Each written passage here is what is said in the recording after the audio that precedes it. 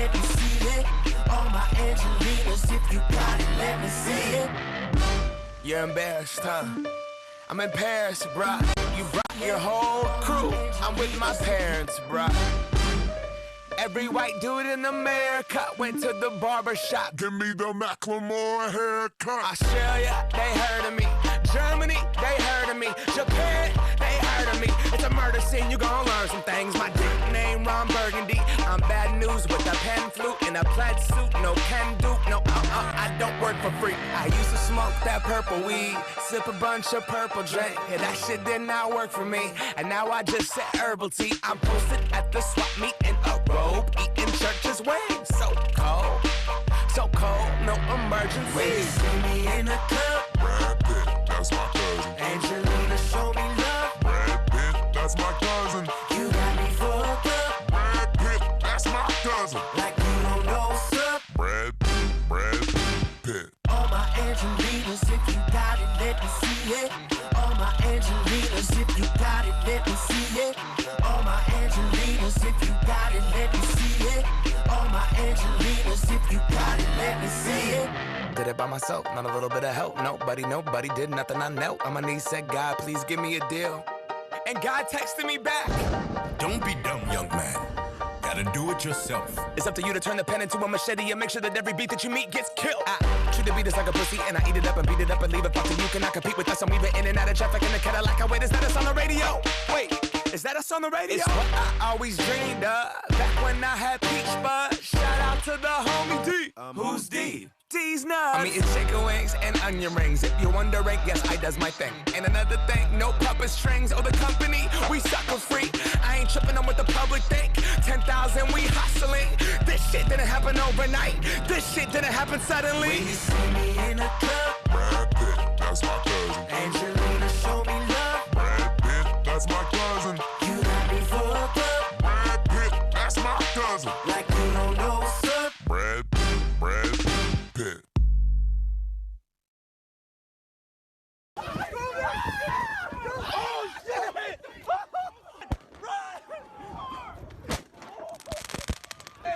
What's on my car? 1, 2, 3, 4, 5, 6, do it! Woo! Roy Johnson, Love Makers. It's a song we wrote. We've got a hot one for you. What up? Fear the man who lives without love, and the lover who lives without fear. Fear the man who always wants to fight. He's not a talker. Fear a talker who never wants to fight. He's got no guts. Fear the man who knows he's gonna, so he cries every night and just denies life's beauty. And fear the man who has heaven in his plans, so he gets so complacent that he doesn't call his family. Fear the man who doesn't understand that there's a million fish in the sea. But fear the girl who he really thinks is a different species. She'll rip your heart out. She makes my Mondays feel like Fridays. She made that Ruby Tuesdays taste like Benihana's. And all I ever wanted was for us to get along. For us to get along, and there's a million fish in the sea. I fucking hate when you say that to me. They said the first one hurts.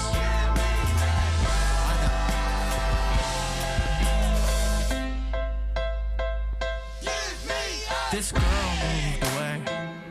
I can't help but think there's something that I say that made her flee my loving arms and smiling face and go move to that place where nobody even ever knew her name. You know, it's something that I do, like not a text back for a day or two that says she deserves someone better, but every single guy she's ever loved to me sounds really fucking dumb and stupid. And if I become a man, I'll grab your cheek with my unwavering hand, and I'll tell you that I never second guess all the love we made. And you don't want kids, so please think about it someday, you know. But you moved away.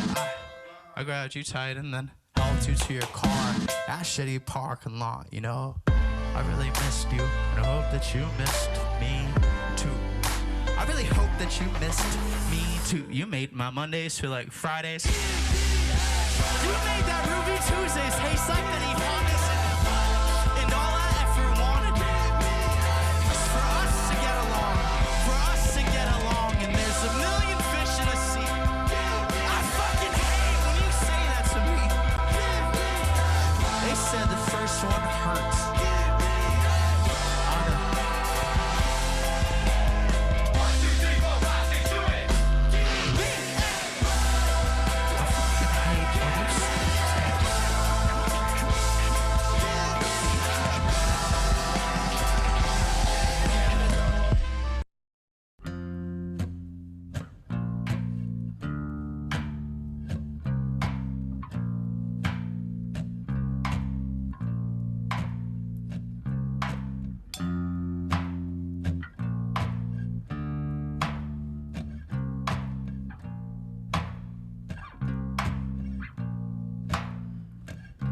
When father bought the farm, we sold the farm. Stuck his blood for rustic charm. Sold his ghost as an antique to the city.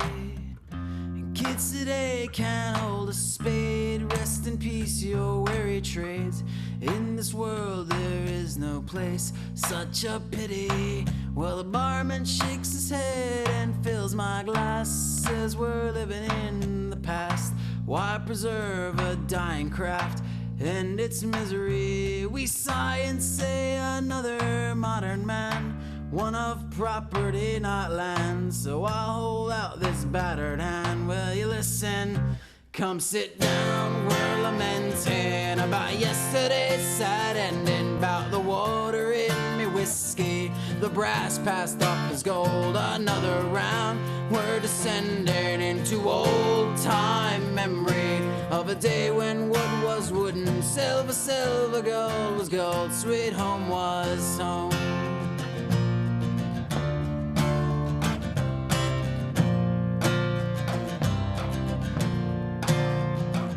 So you say you got a wood stove in your second home. Runs on gas but looks like oak.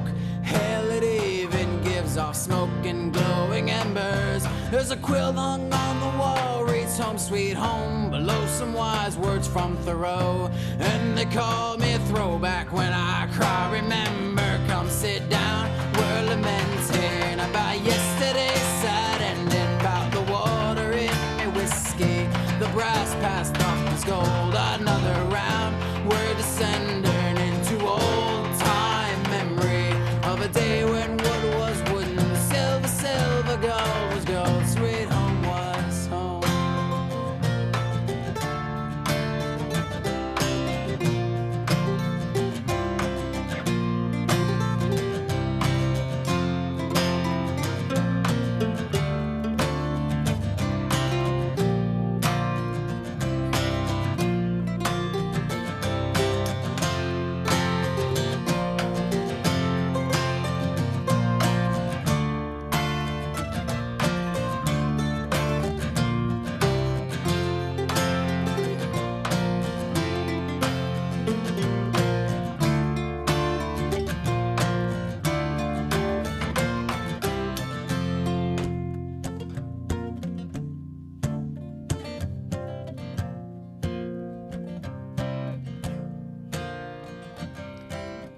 Son, these tools are artifacts. Endangered species left its tracks. So lock me up behind plastic glass in the city.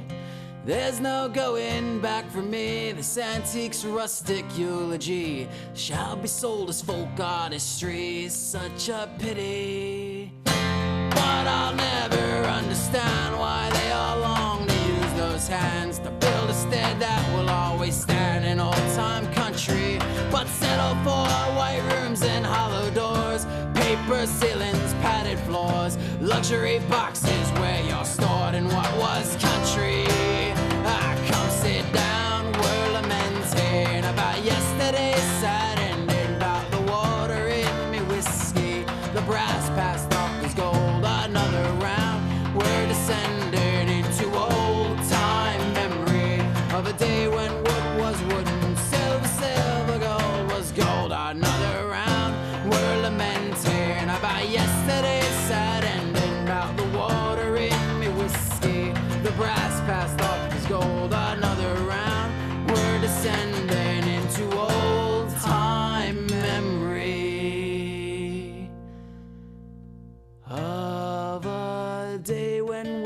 was wooden, silver, silver, gold was gold, sweet home was home.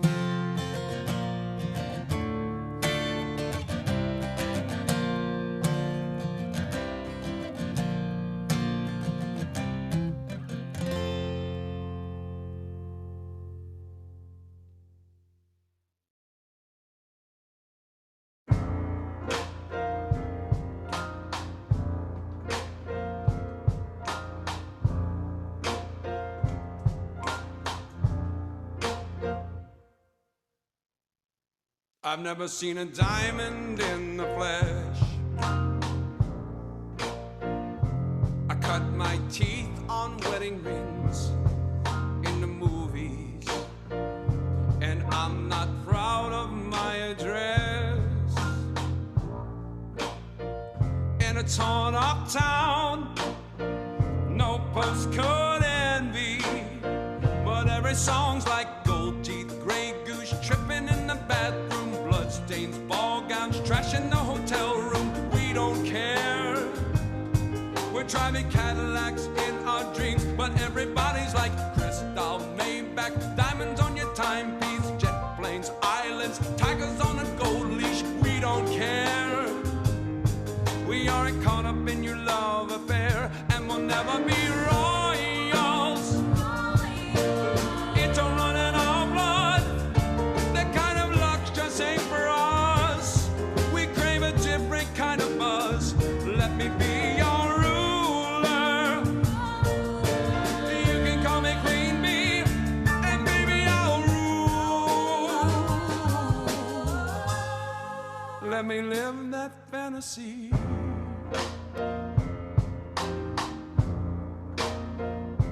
My friends and I, we've cracked the code. We count our dollars on the train to the party, and everyone who knows us knows we're fine with this. We didn't come for money, but every song's like gold teeth, gray goose tripping in the bathroom, bloodstains, ball gowns, trash in the hotel room. We don't care.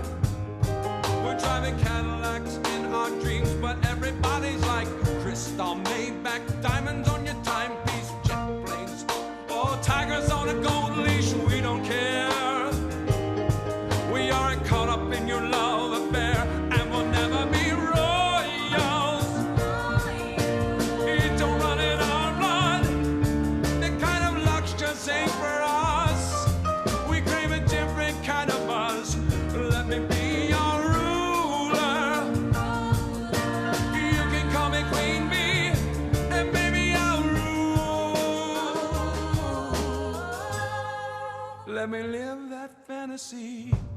Oh, oh, oh, oh, oh, oh. I'm bigger than I ever dreamed, and we'll never be royals. It don't run in our blood. That kind of luck's just ain't for us. We crave a different kind of buzz. Let me be your ruler. You can call me Queen Bee, and baby I'll rule.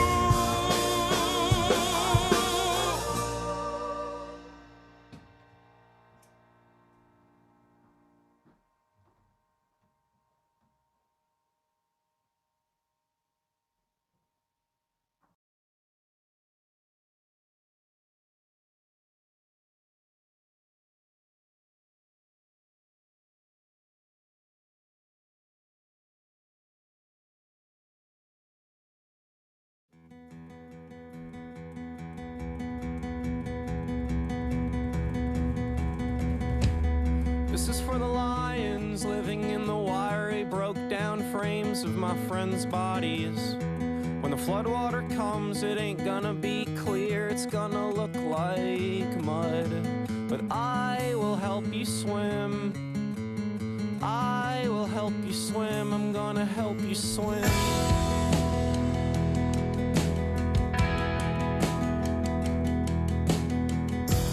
This is for the snakes and the people they bite, for the friends I've made, for the sleepless nights, for the warning signs I've completely ignored. There's an amount to take, reasons to take more. It's no big surprise you turned out this way when they closed their eyes and prayed you would change, and they cut your hair and sent you away. You stopped by my house the night you escaped with tears in my eyes. I begged you to stay. You said, hey man, I love you, but no fucking sure that we could find something for you to do on stage. Maybe shake a tambourine, or when I sing, you sing harmonies.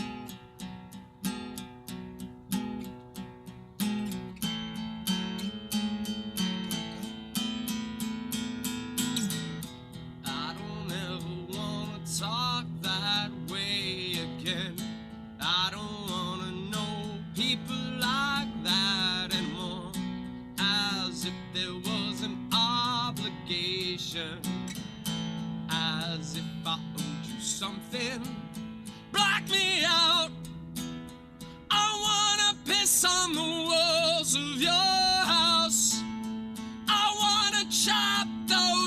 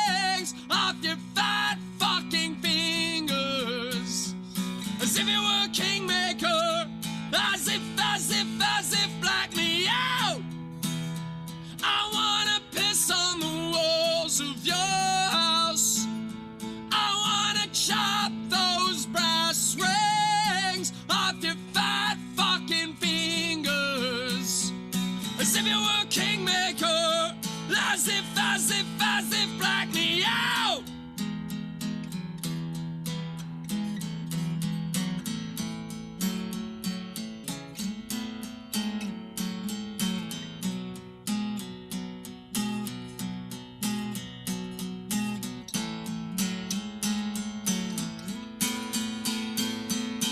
All the young graves filled on the best of burnout, so bright and so fast. All the young graves filled on the best of burnout, so bright and so fast.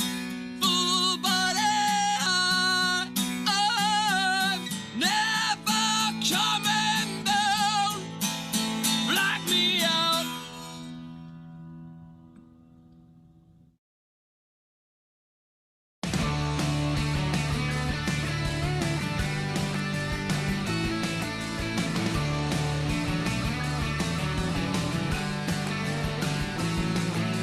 And they said you'll feel better in the morning, take some of this. And now I can't feel a thing. I dreamt I was in headache, and I woke up in a panic, dying to get back to sleep. In the waking world I wander around, just wondering where to go. In my dreams I'm running right into your door.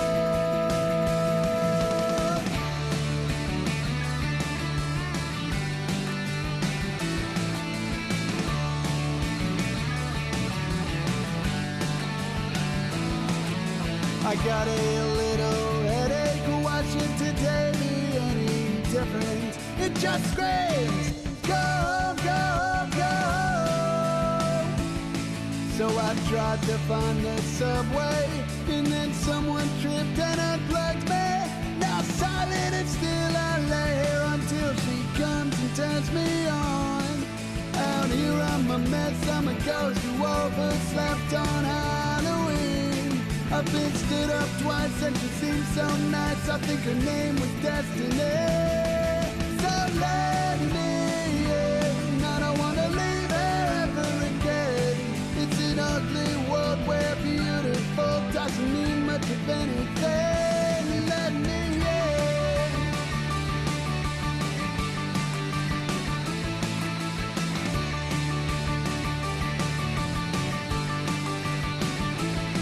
In the waking world I wander around, just wondering where to go. In my dreams I'm running right into your door. So let me in, I don't wanna leave her ever again. It's an ugly world where beautiful doesn't mean much of anything. Let me in. Let me in. What is happening, guys? How are we doing out there? Can you hear me? I'm not hearing myself. Oh, yes, I am. What's happening? Just got back from the gas station where they're paying us to fill up our tanks now, right? I think that's how it works. Trying to stay sane in a world gone mad. Happy to be doing this, though. Looking forward to some human contact, socially distanced, of course. Looks like people are filling in.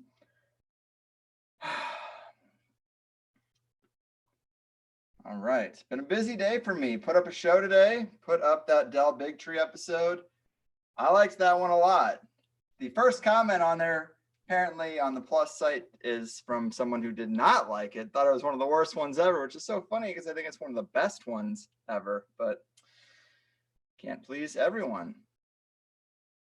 All right, so if you want to talk to me tonight, you might be on the YouTube side of things, in which case you need to hop over to Zoom. You can find the link right on the front of the highersidechats.com. Somebody said they lived in Festus, Missouri for a while. That borders Arnold, Missouri, where I grew up.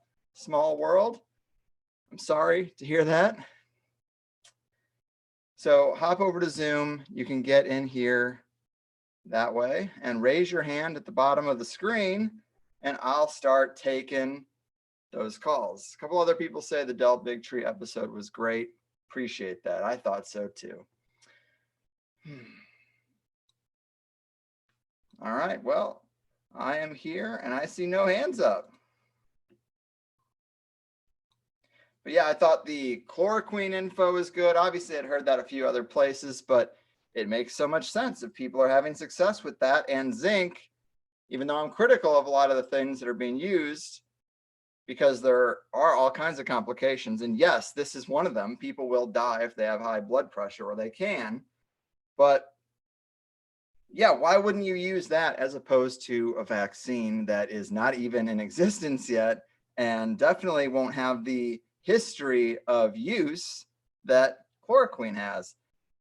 I just thought that was really damn interesting. And he makes such a great point about, look, just make something for the sick people and leave the healthy people alone.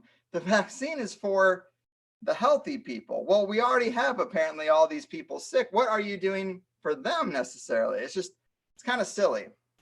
But I agree. It's just a 180 on what you'd expect. And people who say they can't find the Zoom link, you just have to go to the bottom of the site, thehighersidechats.com. You will see a countdown timer, which I haven't even looked at what it looks like when that time is actually up. But that's how you get in the program, and that's how I take your calls. All right, we got some hands up now. I love to see that. I have gotten criticized recently. It's like some people have said, hey, I've had my hand up and you're calling the same 5 people and I never get my call answered. And I'm sorry about that. There definitely are people who jump on here multiple times. It's all good. Sometimes the names are even different, so I don't know what to expect. But let's get it going. Let's get Will in here. How you doing, Will? Staying alive out there? Yeah, I'm staying alive. Hey. What's up, Greg? How are you? I'm good. Oh, it's been crazy, hasn't it? I like to think that it's winding down. It's hard to say. I did get to go to a park today. What a privilege. Yeah, we went and walked out on the Greenway today. I'm here in Middle Tennessee in Nashville, half almost all the way across the way of the country from you. And, I'm still working during the day. I'm technically a essential worker, and man, there's still traffic everywhere. It's not obviously like normal, but there's still people out all over the place doing all kinds of things. People are still moving on, and I'd like to see it even carry on even further, Of course. A lot of people who are starting to see through the Kool-Aid, or are they still kind of just as freaked out as they might have been 2 weeks ago? What do you think, friends and family wise? Well, friends and family wise, I'm kind of in that realm where I think a lot of us are right now, where we're afraid to actually say what we think because it's such a big deal right now. And so I haven't been really speaking out about it. I've been trying to be a little bit more nuanced about things. But as far as like culturally, like, here in Nashville, it's like it's called Music City, right? But it's kind of a population center for a lot of people moving out of California. So demographically, like there's a little bit of a different political mindset in metropolitan Nashville itself, but in Tennessee at large, it's historically a pretty conservative state. And a lot of people here it's sad that like the thinking divide about what's going on right now is politicized. And it's like you hear the left-leaning minds screaming, you're a murderer if you go outside, and the right-leaning mind saying you're a murderer if you keep us inside. It's so unfortunately binary, but here there doesn't seem to be any extreme rhetoric like in Detroit or I don't know, in Michigan. I think there was some people picketing on the state capitol, but yes, that's happening here too. And I wish that wasn't so partisan. Every time I see the protests, it's all MAGA hats and stuff. And that just to me looks bad, because I think there's plenty of people out there who aren't really in the president's camp and also are concerned about the economics of just stopping everything. And it's unfortunate that you're going to get lumped in as some QAnon Trumpyite just because you want to see your friends be able to make an income again. Yeah, it's tough. I made a comment on the Dale Bigtree video after I listened to the full length plus episode, and I think where we're at right now, or at least where I'm at, is like things are so kind of politicized and binary, as they have been, but this is kind of pushing things to a whole nother level. And I'm going to try to make a personal commitment to in all of my social media interactions to no longer confine my opinions or responses or statements to anything less than 140 characters. I think we really need to be nuanced and clear about where we stand on things, because that's how complicated things are now. They're really just, we can't devolve our own opinions down to just something that can be bitten off in one bite. It needs to be nuanced. Yeah, for better or for worse. Absolutely. We definitely have soundbite culture. People do not like or appreciate nuance. I mean, I can't say that, but just, in general, at a cursory glance, where are people getting it? They're not getting it from mainstream news, where you can't even have a conversation that takes even 10 minutes long to get through. And they're not getting it through social media. Obviously, Twitter's limited, Facebook's limited. There's not even a lot of nuance. It's really just, it just seems like, dry heaving, whatever your first thought is. But I mean, I think we're all at least here past looking, even reading much social media, I would think. But it is tough. Yeah. This is the first time where it really matters what our friends and family, or where our friends and family and our opinions kind of align. 9/11, if they didn't think it was an inside job, it's pretty easy to just be like, okay, well, we'll move on with Thanksgiving dinner and we'll just go on to other subjects. But this is affecting everybody's life. It's not going to be a short thing. At least I don't think. I am worried about that. But well, that brings me to another point that I mentioned in the same comment that I mentioned earlier, was that like the episode that you just put out with Dale Bigtree, for me, that like for me, like right now, it feels like we're in the middle of a 9/11 in slow motion, only the characters are different. And I've been thinking, like, what's the Building 7? Like, where's the smoking gun?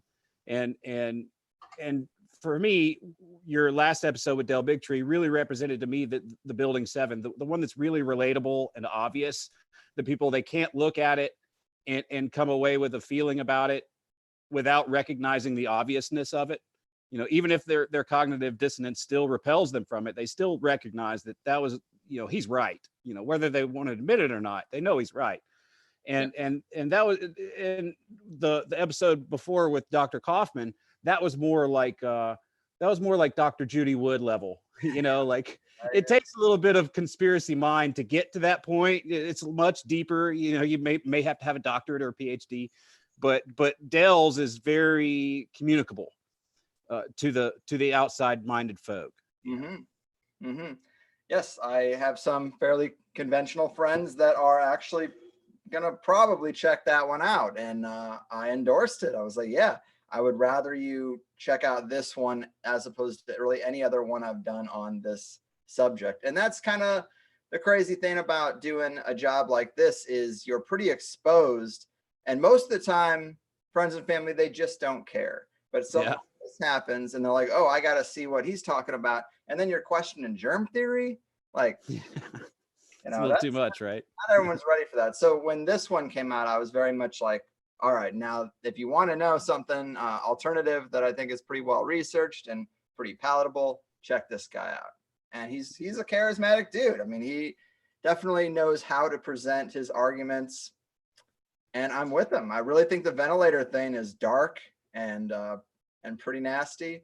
And I have heard a few more people talking about that now since interviewing him, that maybe we shouldn't just take people who have a bad flu and put them into a coma and jam a tube down their throat for a machine to have them breathe, because it doesn't seem to really have much to do with the illness, if there is one.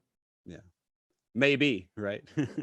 Yeah, what do you think? Do you think there is a virus that's making people sick, or do you think that we can account for the large numbers by data manipulation largely? I hate to give you like a punt, but I think it's somewhere in the middle. I really do. I don't think it's binary. I think it's somewhere in the gray. And because of that, I think that just like 9/11, like here it is 19 years later, and you know, the lawyers committee for 9/11 truth, they still haven't won their case in court. It's still undecided, but in popular opinion, it's still one thing. But to us, it's still undecided. You know, we each have our own individual opinions about it, but it's never, there's, you know, a court never, there's never going to be a consensus among everyone. And to be honest, I don't know if I ever want there to be a consensus amongst everyone, no matter what it is. Monothink is quite scary. That's my whole argument is you can't even put up a damn video about the coronavirus without there being a link to the CDC. And everybody's got this like lockstep, listen to Fauci kind of attitude. And it's like, well, that doesn't make you smart. What do you know about it? You know, so many people, they just defer to the experts, of course. But in this situation, it's more dangerous than usual. And it's more unfortunate than usual. And then, you know, the Comedy Store just did a benefit show last night with a bunch of comics for the waitresses and waiters. And one of the comics on a live stream on YouTube, just like this, it was also on Twitch, showed his asshole. And that was Bobby Lee. And then Joey Diaz pulled his nutsack out and swung it around for a while. And the stream stayed up for another hour and a half till they were done with the whole performance. And I'm like, okay, you're banning people, you're blacklisting people for talking about different ideas, but yet, you know, the Comedy Store stream is fine to show ball sacks and assholes. Now, I don't even really care necessarily about nudity, but that's kind of fucked up because one is just ideas. I don't know. I don't think we should expect really much better from YouTube and the whatnot at this point. I mean, the pattern is in the pudding. You know, we shouldn't expect much different. But just to shift gears a little bit, Greg, I just raised my hand because no one had it up yet. And I was like, oh, I want to talk about this. So not only was the Big Tree episode, I think that was a banger. You hit it out of the park with that one. I think that's going to have a lot of legs. Also, the Plasma Energy and Sapphire Project video or podcast you did was a banger. I can't tell you how happy I was to hear someone speak intelligibly about the Sapphire Project and get that out into people's minds. Yes. I only bring it up because I just want to make a mention. I made my own little YouTube video about the Sapphire Project. It's kind of, I'm a very humble YouTuber, but it's gone way beyond the bounds of what I thought it would. And it even went so far as to reach the Sapphire Project themselves. And they reached out to me after I made it. And we had they called me up and we had a good little chat about a number of different things. And one of which is that Monty Childs, the director of the project, told me that ever since the onset of the coronavirus debacle, that he's had an influx of investors from all across the world. And then he put it in his own words. He said, money's no longer a problem for us. We don't have to worry about that. Essentially, he told me that they're funded up to a given point, and then they've got a little bit to go beyond that. But right now, the interest that they're getting is, in his words, unprecedented, and they don't have much to worry about. But he also went on to tell me some stuff that hopefully I'm at liberty to say. He said that so right now all the borders are shut down, right? Right. And so right now the United States, Canada, and North America, we get our rare earth elements to make electronics and batteries and stuff like that only from China. Mm-hmm. It's the only place in the world where they come from. And he's way fucking smarter than me, so he could rattle off the actual elements themselves. I don't remember, but he said that he had national security level government agencies coming to him and asking him that he had meetings with them about, they wanted to figure out whether or not they could use the sapphire chamber to actually produce via their alchemical process, let's just call it alchemy, to produce those rare earth elements that he proved in his experiments already that it can create. And so there's high level money and interest behind the scenes that is wanting to push that technology forward to take us off the tit of China and communism. And I know that just saying that kind of might resonate a little bit politically with people, but leave that aside. We're talking about using alchemy to make our actual products. Yeah. I mean, that's groundbreaking in and of itself. And so I just wanted to drop that little bit out there, because I was extremely flattered to even be able to talk to the guy, and turns out he's a really cool dude. He likes Tool too. Very awesome, man. Yes, it's cool how if you just start putting yourself out there in some fashion, it doesn't take that much to actually have an experience that you think is pretty awesome, that you wouldn't have expected. Yeah, and I like the idea that maybe, like, I've been trying to say this to people who are freaking out right now that I know. It's like, look, we're in the middle of a story. It's not over.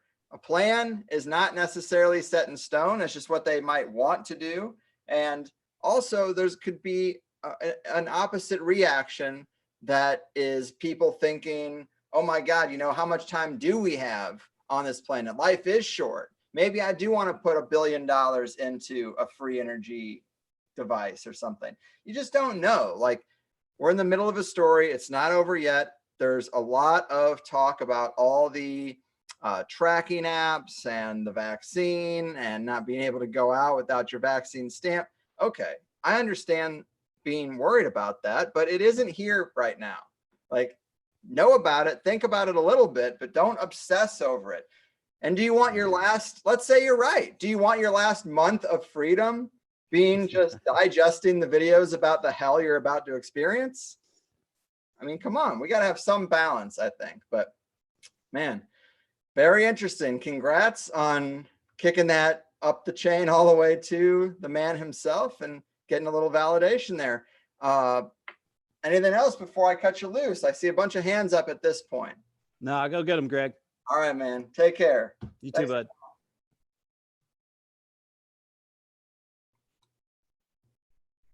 Good, man. I could do what I have done before and take calls 2 at a time. Wouldn't be a big deal. Let's try it. Matt and Danny, you guys have had your hands up the longest. I'm bringing you in. Let's talk about it.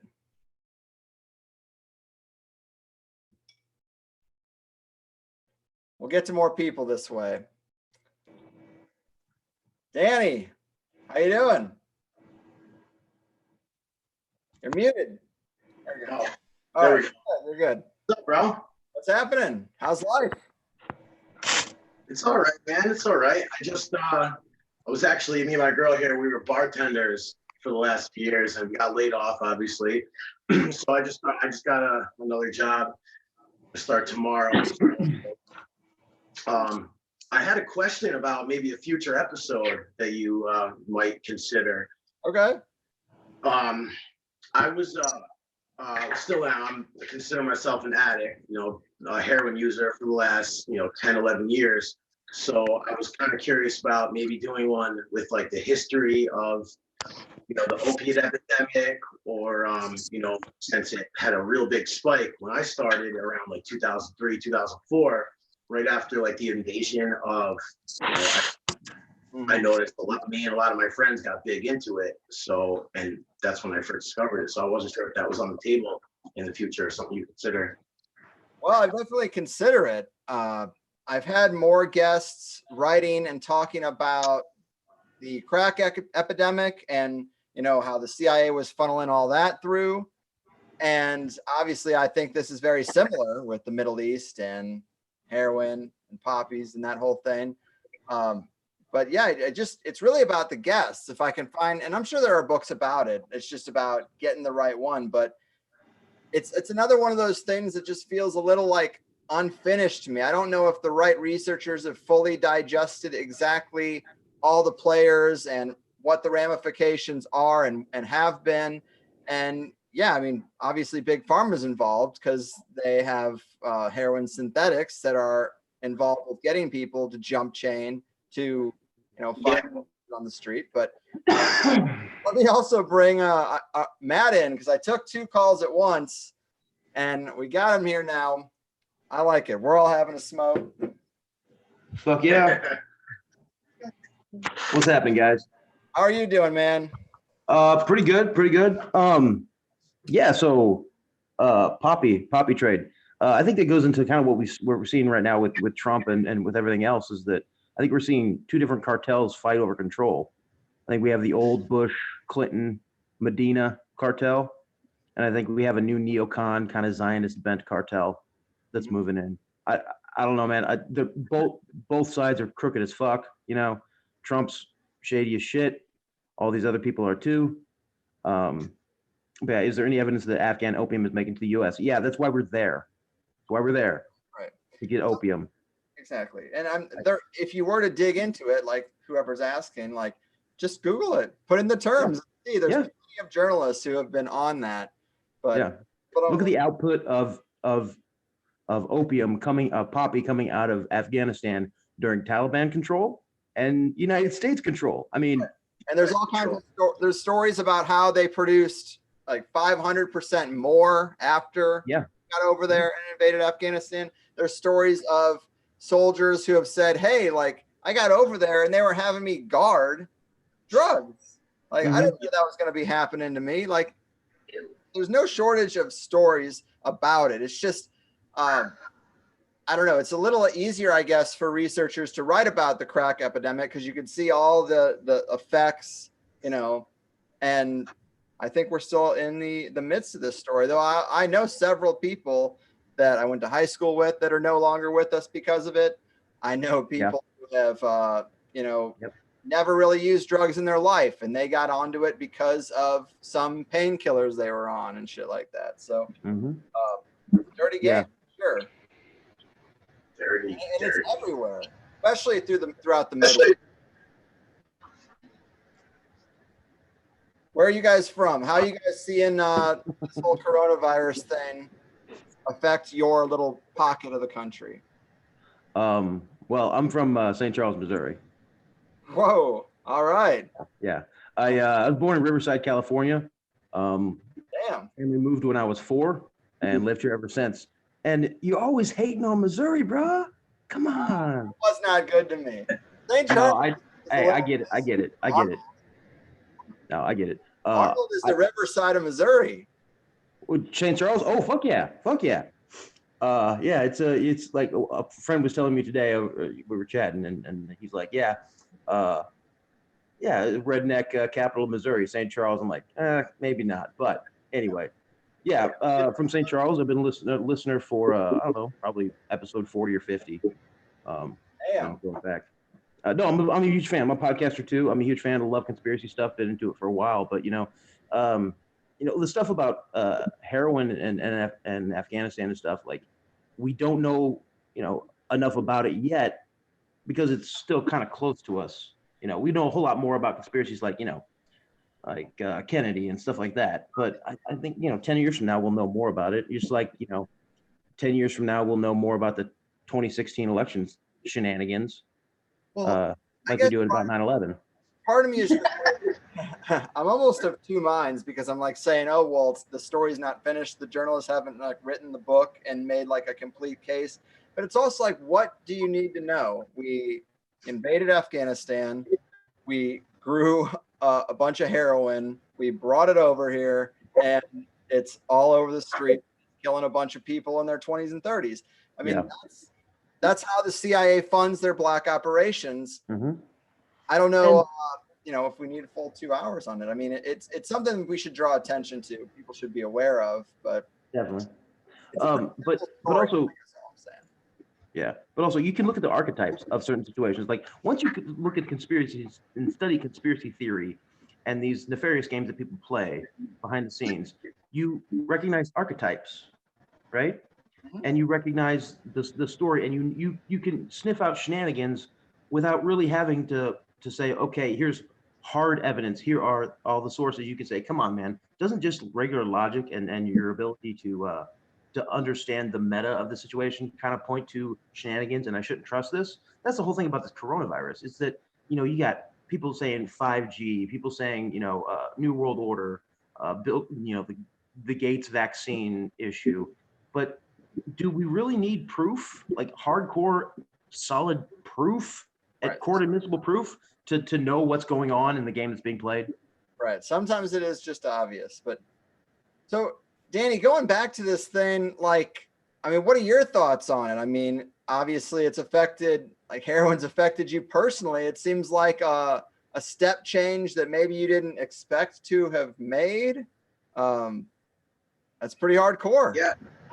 What was that like? Yeah, so I'm from upstate New York, it's Saratoga, if anyone knows that. But I actually have a friend who was in the Marines when we were fresh out of high school, 2003, 2004. He actually was one of the guys. He was telling me that he would have to guard the poppy fields. Oh. He said there would be these all blacked out helicopters, blacked out Humvees who come, pick it up, and just dip.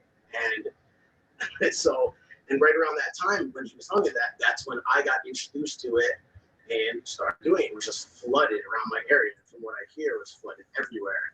But yeah, so I got hooked on that for one time, and then trying to get clean, like you were talking about, the Suboxone is what they pushed on me for years, and that's actually, in my opinion, even worse and even harder to get out of your system than actual heroin. It's easier to get off clean off heroin than it is to get off any of these synthetic opiates that they give you. It's crazy, and the money involved, like you said, is just outrageous. Because Suboxone and all this other stuff, that doesn't replace the lifestyle. You're still addicted to taking something every day, right? Yeah, and it gets in your bones. And heroin is water soluble, so you can get it out within 5, 7, 10 days.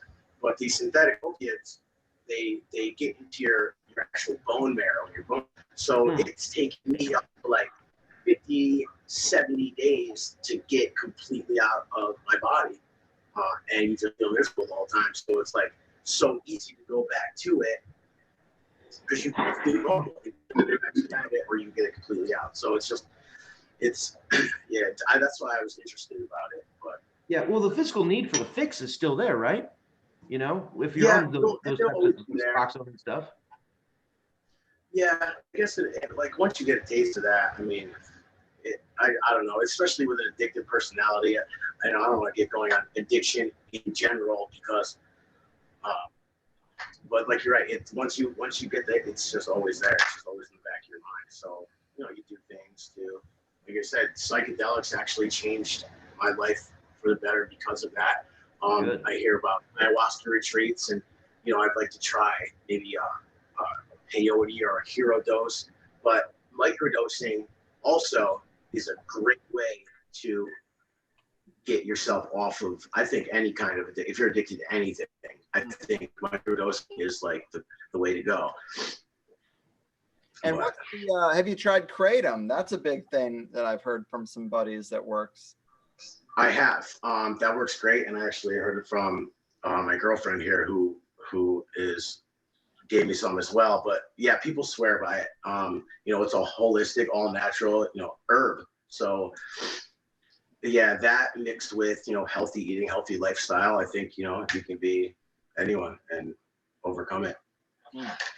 Damn. Well, good luck to you, man. I know that is a rough one. It's all good, bro.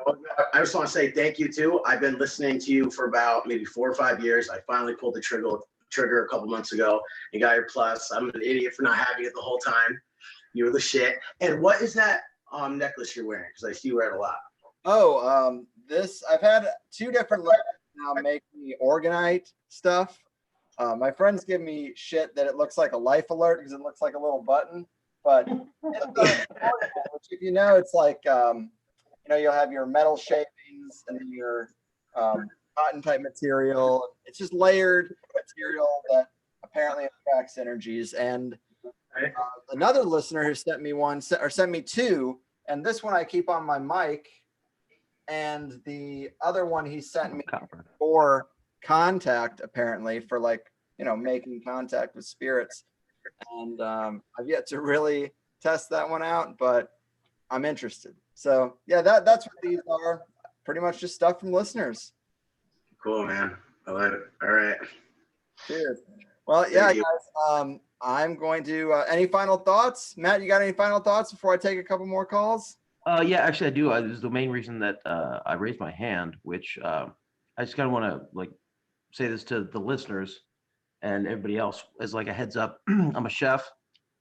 Um, our restaurant isn't closed, even though we're only doing we do takeout now and that sort of thing. We're selling uncooked meats. We kind of turn it into kind of like a half takeout, half butcher shop sort of thing, right? And so this is a high-end French restaurant, and now we're doing this for the next couple of weeks, and we've been doing it for the past month. Just to listeners, to you, to everybody, meat is going to be real hard to find. Prices are going to spike here in the next couple of weeks. Smithfield, which is the largest pork producer in the world, it's a U.S. company. 3 weeks ago, they shuttered all their plants across the United States. It's a U.S.-based company, but it's a company that is entirely owned by the CCP. It's entirely owned by China. In 2011, it was bought by the Chinese government. So the largest pork producer in the world is controlled by China. Makes sense because China is the number one consumer of pork. However, they were the first ones to do it. And today I learned that Tyson Foods is now shuttering a bunch of plants, one here in Missouri, a couple in Kentucky. Meat producers are about to go into lockdown. When Smithfield closed, they had 40 odd employees test positive for coronavirus or COVID-19 or, the common cold. Tyson is also saying that. So Tyson is the number one producer of chicken. So the number one producers of pork and chicken are going to completely shut production. Then that's in the world. For the world, meat is about to become a scarcity. I had one of my food reps last week when I put in my order. She calls me back after I texted her my order and says, "Hey, do you want to double up on any of your meats because we're kind of having problems with some of our suppliers right now." And I'm like, "Holy shit!" So I text my mom, called my family, like, "Hey, you got freezer space? Fill it with meat right now." Anyway. Dude, wow. Well, I'm glad you brought that up. I mean, this is why I want to do these things, because specifically now there's so much little information that people have. I have a buddy who is, I guess I shouldn't say the company, but a service that is provided for us on a weekly basis, and he's got a lot of insight from running that job. And a chef can tell us that there could be a meat shortage. I mean, crazy. Yeah. Boots on the ground, man. I tried to order 2 cases of pork chops last week, and my rep was like, "I can get you one." So it's coming. Oh God, that's gonna be really rough for me because I'm eating meat every meal. Yeah, and I don't know. Maybe that's to make us all eat bugs from now on. Like get us to eat, like the Impossible Burgers are going to be the tastiest thing in the nation coming up soon. Yeah, wow, that is concerning. I mean, I spent my birthday was March 25th, and that was right around maybe a week before then is when I first started to really feel like the walls were closing in with this thing. And it wasn't just some kind of swine flu, bird flu story I could just ignore. It started to get kind of real. And I spent my birthday looking up local farms in San Diego and trying to get in with food shares. And we're in with 2. We're in with a meat one and a vegetable one. Yep. Everybody should be doing that. We do as much farm to table as we can. The rep I was talking about is one of our only big reps, and it's Performance Food Group is a small Midwestern company. But I was talking to one of my Ryan at Lucky Dog Farm. Shout out Ryan. I know I've told him to listen before. Anyway, him and his wife run a small farm. He says he's never been fucking busier. Yeah, that's what the people I talked to said. And if you remember the episode about Mastodon Farms with Peter Allen, who was a guest I had, talked about permaculture and the land before the Europeans got here. And he talked about his food share company, and he basically said the same thing, that he's never been busier. It's just a little far to get fresh meat, or it's frozen, but to get good meat shipped from I think it's Wisconsin here. It's like I Yeah. can find local meat, you know, but Yeah. I'm down if there's conspiracy minded farmers out there and permaculture designers, like those are good shows. I like doing that. I wish I knew a Peter Allen in every region so we could promote like, hey, here is a meat source that you know thinks like you know, has these quality ideas in mind and is local and is going to be able to weather and is like set up to weather, you know, a rough couple of months or, you know, hopefully more, but even, or not hopefully more, but, you know, hopefully they could weather more. I hope that we have to test that out. Yeah. I think when shit hits the fan, if it really does hit the fan, like apocalyptic shit, for at least for a minute, the most popular guy in the neighborhood is going to be the guy with the vegetable garden. Okay, you know what I mean? Yeah, no doubt. That's all I got to say, man. Appreciate you taking the call. Yes, appreciate the insight. Take care, Danny. You as well. Have a good one, man. Yeah, I just wanted to say, Matt, heard, What's bro, from the front of the house to the back of the house. Heard. Oh bro. shit! You a motherfucking bastard in front of house, but respect. All right. Hey, I can't wait till that printer goes brrr, brrr, brrr, again. You know what I mean? You see the trick with the rolling paper or that? All right, I'll let you go, bro. Have a good night. All right, man. I'll see you. Bye. That was good to get two people who just so happen to work in different aspects of the restaurant industry. Wow, what insight. The largest pork producer shutting. Now, I mean, I guess that's the question.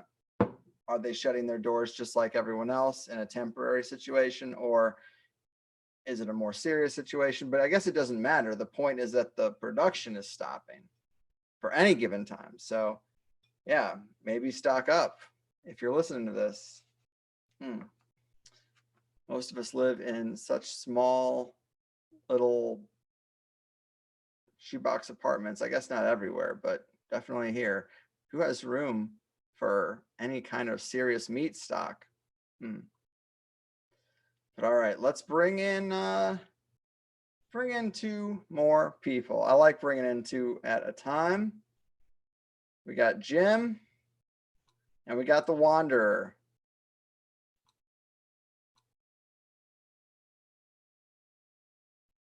Oh, Jim. Yes. Hello. How are you doing? Wanderer. Fantastic. Yes. Wanderer. Yes. I am doing great. Long time listener, first time caller.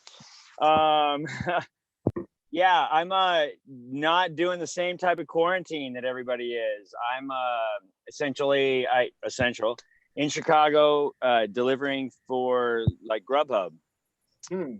So yeah, it feels like I am legend out here. And yeah, I'm watching 5G towers go up daily. I don't see the people working on, but I'm seeing more that I didn't see yesterday. You know, as we know, like they're doing it all over the place. They're laying this stuff out. We're saying yeah, there's just been so much to process, but I was just thinking like, oh, I'm working out, like, oh, what do I want to talk about? Well, everything. It's hold like up you have had. Oh, go ahead. Oh, I just want to see if we got Wanderer in here. I'm trying to bring people in two at a time. Oh, got you. Hey, can you hear me? Yes. Hello. Sorry, yeah, hello everyone. Yeah, and I hope everyone in THC community is doing well. Sorry if my background is not super good. I just moved from one of those small apartments to a house in West Virginia, and I'm in the garage right now. I haven't really figured out my spot. Welcome back. This has become a little bit of a tradition.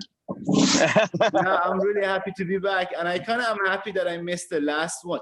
Excuse me. It seems like it was very Corona focused, but yeah, I mean, I'm sure everyone is really feeling it. So, yeah, that's pretty much all honestly, it is. I'm not feeling it so brain. much. I mean, because I used to work from home and I still work from home, and this whole thing happened as I moved to a more isolated spot. So I'm only feeling it because my friends don't visit me anymore. But yes, I feel the same. That's been the big problem for me. I wanted to jump back to you. What'd you want to bring up, man? What's on your mind? Well, I don't know. I just feel like I'm out here in the opposite land of everybody else. So before this all started, I was isolated, kind of, not really too happy with the fact that I know all the things I know, or I've like researched all that I know, can't talk to people about it.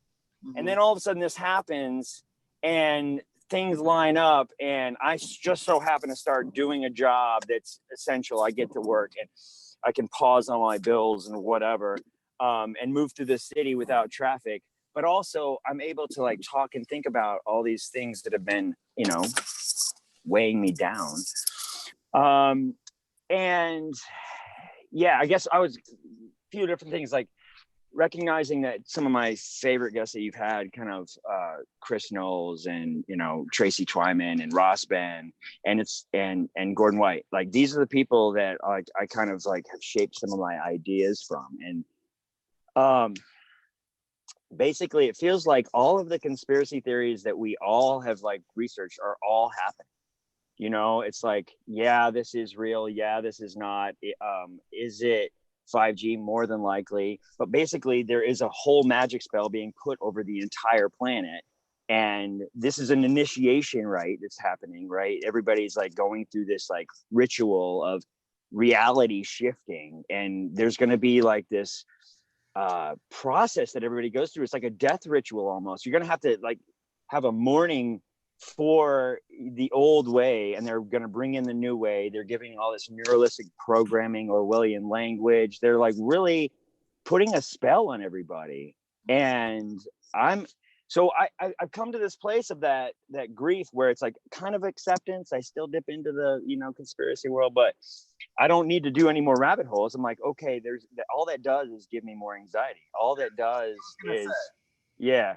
What's that? Value? That's what I was going to say, is what is really the value of digesting this information? In the beginning, it is very exciting, and it's like, oh my, I'm cracking the case. Right. But you're never going to crack the case. Right. Never. Right. It's also like you want to be prepared. That's the whole point really should be to educate yourself, to insulate yourself against the very things you're concerned about, especially when you see them start to happen. I know people started preparing 15 years ago. I think that's a little excessive. I haven't really enjoyed the last 15 years. Right, exactly. And all of them forgot toilet paper. I'm sure they all forgot the toilet paper. I wanted to add something. I mean, I really agree with what you're saying. In a way, if you ask me what is going to be the next big conspiracy, like in December, I probably wouldn't have thought of a pandemic. But to be honest, every other option had been done. Like we had really talked about pretty much every single possibility, right? And so this was kind of like the last one, and it really involved everyone in the world. And I mean, I really don't know. I want to say it's definitely amplified. The hype is amplified, and really they're flexing the powers. And like you were saying, in the Chris Knowles and Gordon White episode, it's like a trial episode time. Right.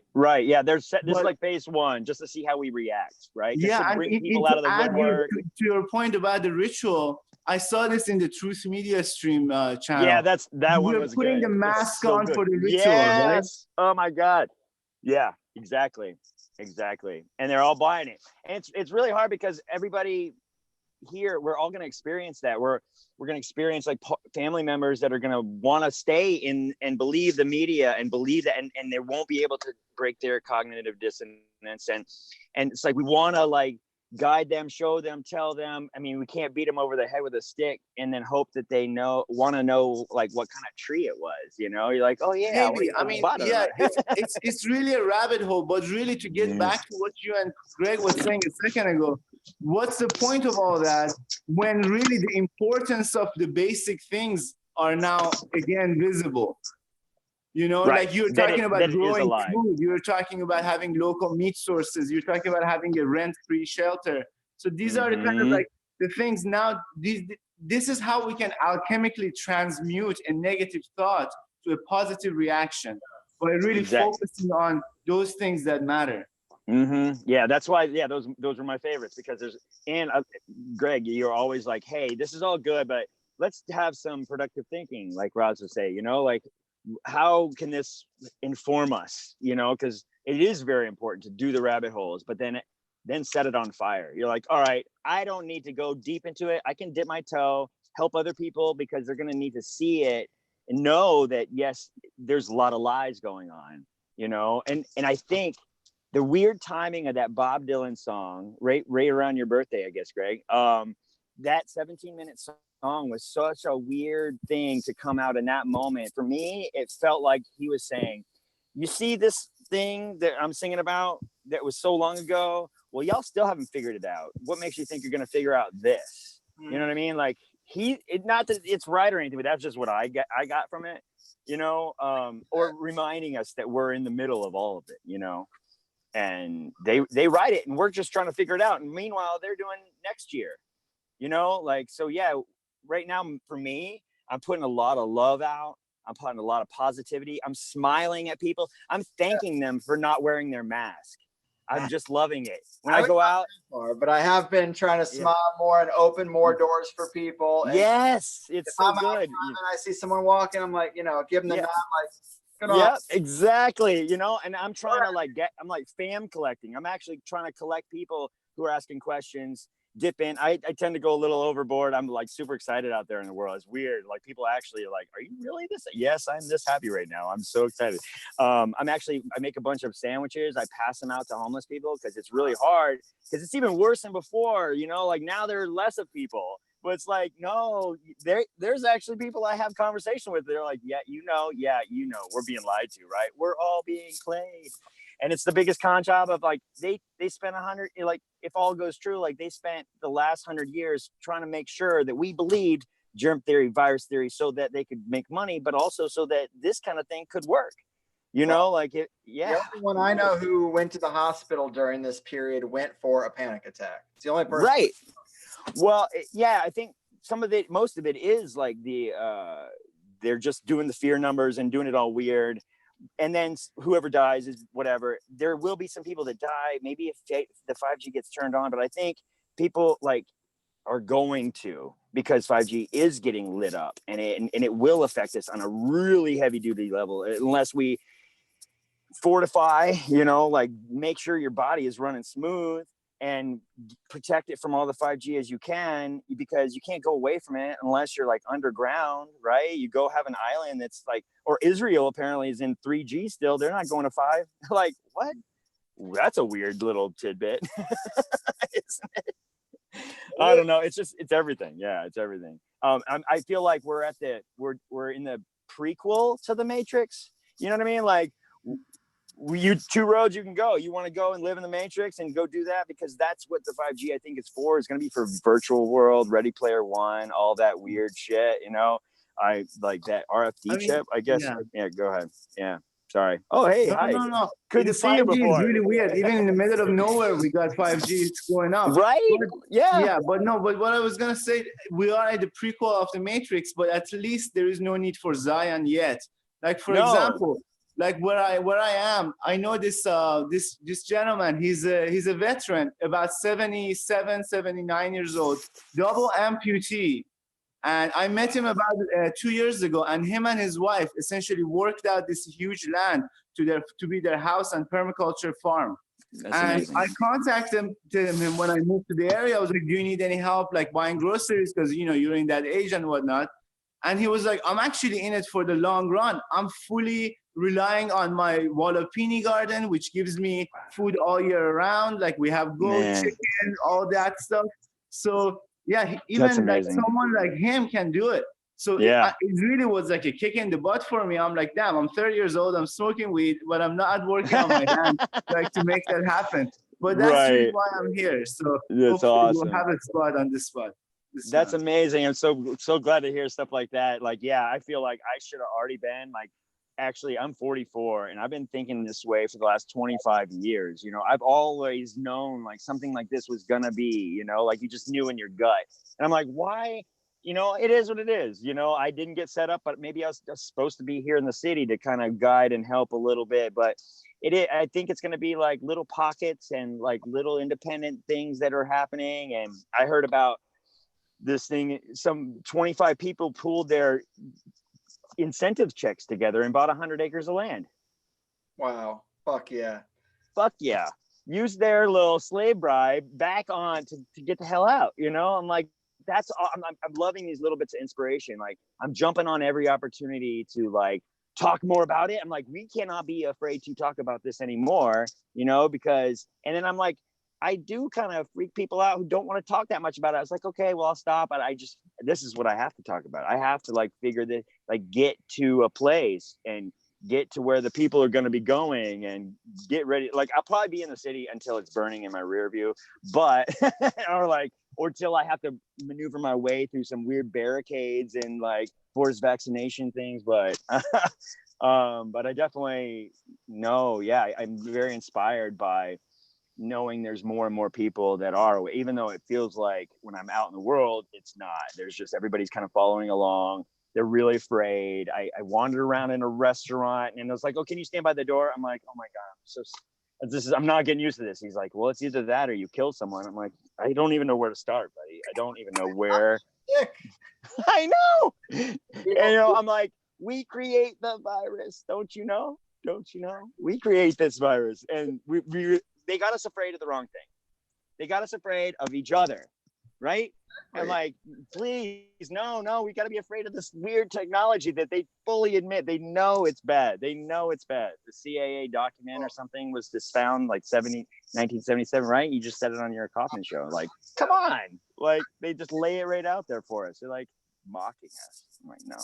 I agree. And it's hard. Wake up opportunity the same way a lot of people saw 9/11 as, oh shit, you know, this is not just an abstract idea of some Illuminati. No, here it is. It's real. It's real. It became real. And I'm hoping that this hits in a similar way where even if you don't buy into the conspiracy, you just wake up, you say, oh shit, I can't trust the systems I've right on.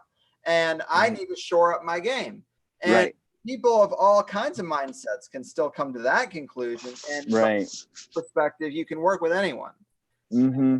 You know, like Gordon brought up on the show, probably close to a full year ago, he's like, start having these conversations with your neighbor, and you don't have to pull them super hard. Just say, do you think a tomato will be more or less expensive or higher or lower quality in the next year? You know, in 5 years from now, in 10 years from now, everybody's going to agree. And so you say, no, I just had an idea. Why don't we start the abandoned lot in the neighborhood? Because we both agree. You know, so you can find common ground a little bit more quickly than you might realize with the right strategic language. And it's just about like, that's true. That simple thing of, we just realize we all can't trust the system. Virus. So we have to work from there. It's true. It's true. That's one thing I've been really working on is like how to know what you can talk about or what somebody like really like looking in, and then I can see what that person may like want to talk about or be able to talk about, you know, because it like all these things are going to come to light, but that's going to be too much for people. All of it is. So it doesn't matter. Exactly. It's like, all right, where's the common ground? And even like you just mentioned on a couple calls ago with like the political aspect of things, and you have people who are anti this government shutdown or this shutdown thing, but they're Trump. And then it's going to be hard because there's going to be a lot of people that agree this is a fuck situation, but can't agree on a lot of other things. And it's going to be, that's what actually is creating community, right? We can't make, like, it's hard to force a community, but they kind of arise out of the need for one. You're like, all right, we can agree, you know, like my buddy was at the Austin protest. And afterwards, I asked him if he had made any friends, you know, because that's where you go, make your contacts, man, call people, get numbers. Like you're gonna need them soon. Like I got up my list of just people all throughout the city. I'm like, I'll be back for you when it's time. But he didn't. And then he had been interviewed for the New York Times, which they spun it. They really spun it. That made him look like a conservative, like you were saying. He was wearing a red hat, but it said "Keep Austin Great Again" or "Make Austin Great Again" or something. But he's not a Trump supporter. Yeah. And they spun it to that way. And then he read the article and found the other person who was interviewed, found her on Facebook, they've made friends. Now their kids are having a play date because both kids are in isolation, don't have friends to play with, and their other friends, parents are freaks about this virus. So I was like, see, that's exactly what we got to do. Just find your common people, right? And build our little communities the best we can. And because this is happening, whether we like it or not, right? It's happening. I think that's actually a good like kind of a wrap up, honestly, on the Corona stuff. That like the real relationships become important. Like people talk to their friends more, even to themselves. They get to meditate sometimes now because for whatever reason they have more time. Yeah, but I mean, if you guys don't mind, do you want to change subject a little bit? Yes. Sure. What do you got? Yeah, give me. Let's change subjects, and maybe we can do 5 minutes on something else. And then I do want to get some other people in here because it's been an hour, and I've only got through. Wow. 4 or 5. Right. Well, I mean, the reason I called in was two little anecdotes. I think I told you before, I studied plasma physics, honestly. So I'm kind of upset that I didn't know that you got this Kosh or kosher guy getting on. I would have had some good questions for him. But so the whole self-forming. I mean, in the episode you had mentioned that if they're kind of like self-shaping, then they may be alive. Well, I mean, there are things that there are what they call, laws of nature, right? And they work sometimes in balance. And when that happens, this kind of like formations happen. But they also eat and excrete, and they can be trained to do certain things. Yeah. So I don't know. It's, obviously a sunflower kind of self-organizes into a sunflower, but at the same time, like, I mean, I don't know. Well, you can't train a sunflower in a similar way. Like if you give it certain input or certain points that, like, say you stick a little needle while it's growing, that spot is going to change the growth pattern. So in a way, you're, what I'm trying to say is that there are these patterns and these harmonies may seem like consciousness, but they don't necessarily operate in the same kind of even consciousness level that we are. So we wouldn't even be able to comprehend it, So, I mean, I don't know. But so overall, my take on it is that, we wouldn't be able to really tell if it's alive or not, because it wouldn't be in our comprehensible level. I don't know if that makes any sense. That's fair. Yeah, that it's so foreign that you can't really truly classify it as alive. Yeah, I mean, but in the same sense that when we look at a tree, right, we only see the cells that make up the tree. We don't really know if the tree has its own consciousness because of the accumulation of the cells. But in the same way, we're just a bunch of cells that formed to this body, but ended up having a consciousness for different reasons. Mm-hmm. So in that same sense, a plasma filament or a plasma ball is formed, has intake, outtake, like does pretty much everything. It grows, it expands, and it transmutes, transforms. And so you could say it is kind of like a accumulation of electron clouds and ion clouds make up, the cells, those relationships, and as a whole, it becomes a new body. But we wouldn't be able to tell in the same sense that we wouldn't be able to tell if a tree is alive, Absolutely.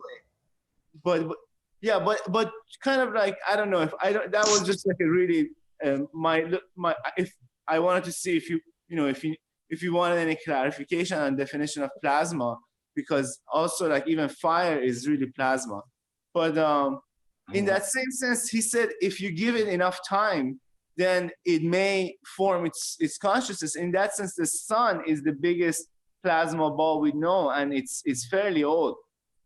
Yes. Sorry, that exactly what I was afraid of happened. Those beers that I'm drinking, my wife actually brewed them, and I think they put too many carbonation tabs in them, because when I pop them, some of them tend to just fizz and fizz. And I was like, man, I was so careful. I didn't shake that up or anything. It's just an extra tab in there. You need a table side like cooler. The Russian roulette of home brewing. But yeah, so did I agree with what you're saying? Like, it is weird that a certain collection of cells, like a human, then does have this individualized consciousness. And would a tree have that? Well, we can't communicate with it, so how would we know? It is, yeah, it's weird. But then you talk to people like, you know, there's a spirit of ayahuasca that you can communicate with by drinking the combination of two different. So that's weird too, because it's like the same spirit. People contact the same entity, or it's described the same personality profile of other ayahuasca.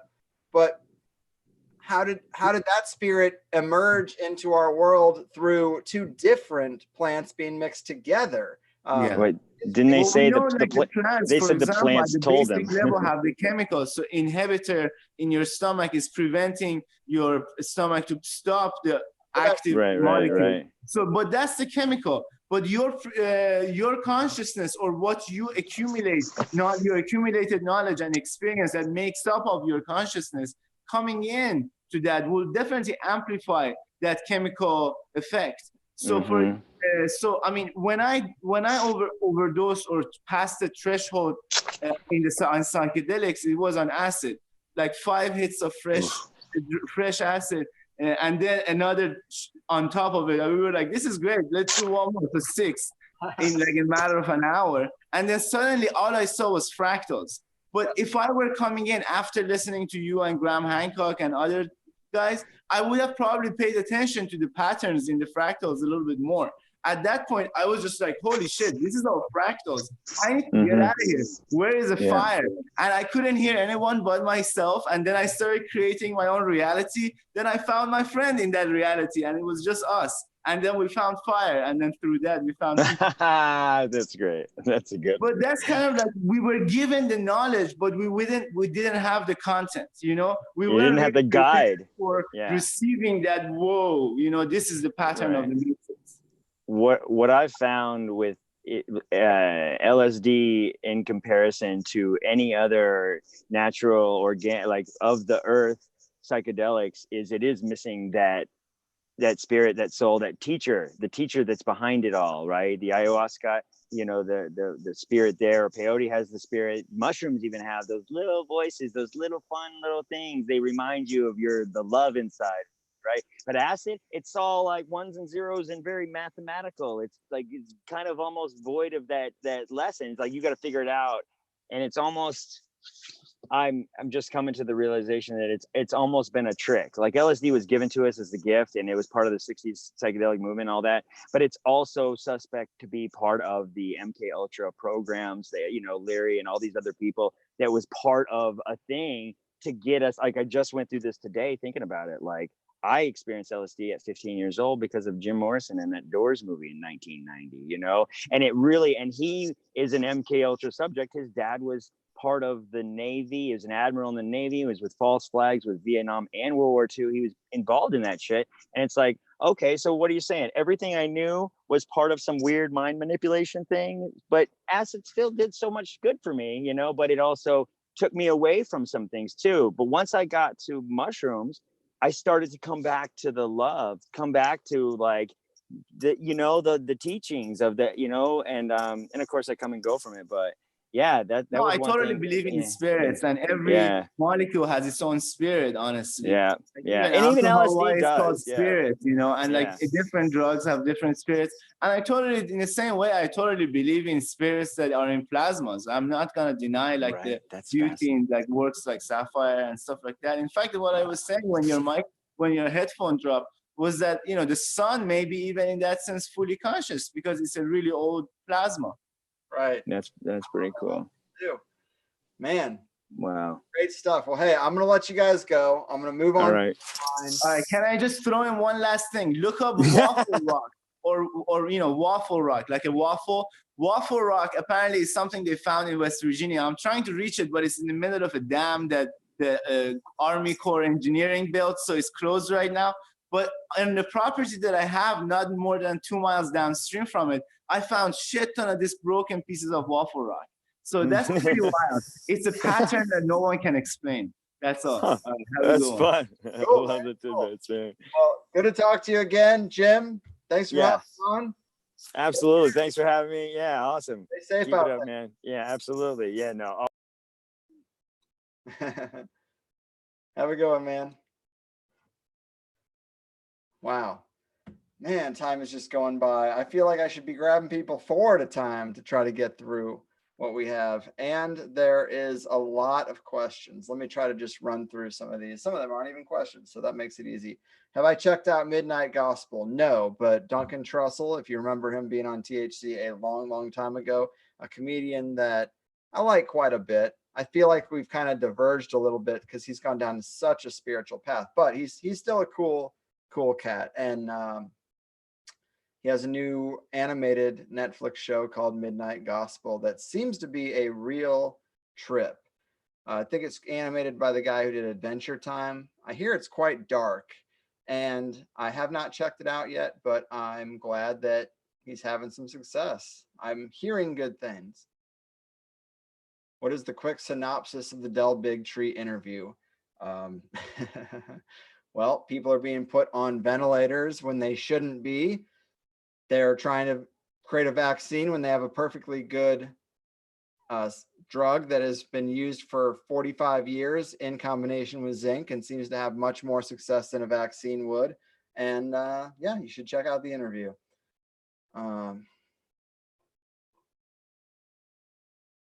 Indica or sativa or hybrid. I pretty much go hybrid because you just don't know what time of day you're going to want it. You know, you get a sativa and then that's all you have in the house and you're trying to smoke before you go to bed. That's no good, or vice versa. So I tend to just get hybrids and use them for all occasions. Has anyone made flyers for an episode of THC with the highlights and citations? I don't think so. No one's told me if they have. I don't know how effective it would be, but I'm open to it. I tried to do something for a while called the Digital Street Team, where I thought back to the punk rock days of people getting into shows for free by going out and handing out flyers that this band was coming to town. And I thought, well, if I could get people to post THC episodes in exchange for a free Plus membership, that'd be pretty cool, because you know, you just go to the same forum and you post new episodes when they come out. Takes like 2 minutes and you get a free Plus membership.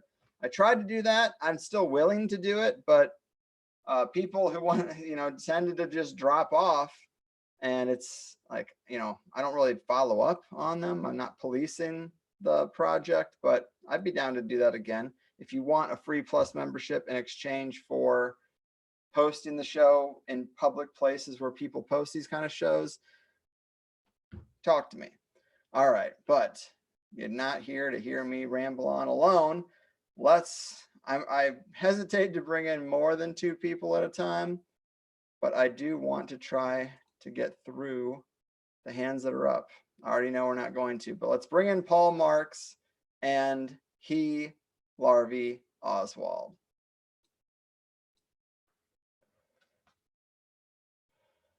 Paul, can you hear me? These hands have been up a while, so I understand if people got bored, they went to do something else. I can hear you. I was reading about Waffle Rock. Right on. Does it look cool? Yeah, it's a rock. It's pretty cool. It's a waffle. Fair. Cool. I like it. All right. Hey, so can I go? Please. All right. So I am going to take the position of it is a virus. Okay. Or something. So I'm in New York and people are definitely sick. Like I know literally 6 people that have died, like, or are 1 step removed from me. Not all of them in the hospital. Definitely got a call tonight. Someone dropped dead in the kitchen after having like mild symptoms. So definitely something's going on. Well, I'm sorry that so many people in your inner circle are getting hit like that. Yeah. I mean, you know, I'm in New York. And here's, okay, for me, the conspiracy more is that, like, so, okay, I'm an acupuncturist, all right? And I work in the city. And so I'm involved in health. I go to China. I'm aware of what's going on in China. So I've been tracking this thing since January, right? And since January, I've been going like, hey, people are getting sick. Like, hey, this is serious. Hey, and people weren't paying attention. So for me, the conspiracy was, it was constantly getting downplayed and they weren't stopping flights. People were being told masks don't work. People were, like that whole flu thing. Okay, dude, here's why the flu thing drives me crazy, is that every week I'm talking to people and I'm telling them this coronavirus is serious. And then there was one day where literally every single person said to the exact same line to me, which was, yeah, but 35,000 people died of the flu last year. Yeah, but bro, 35,000 people died of the flu last year. It was like every single, like 5 people in a row said that to me. So I had to ask, I said, whoa, like, where are you where are you getting that? Because you're all saying the exact same meme. And everyone had gotten it as a text alert from the New York Times, right? So I was like, okay. Like, so for me, my conspiracy, I've been like, they want us to get sick. And I've been watching it happen from that perspective the whole time. I don't know what it is.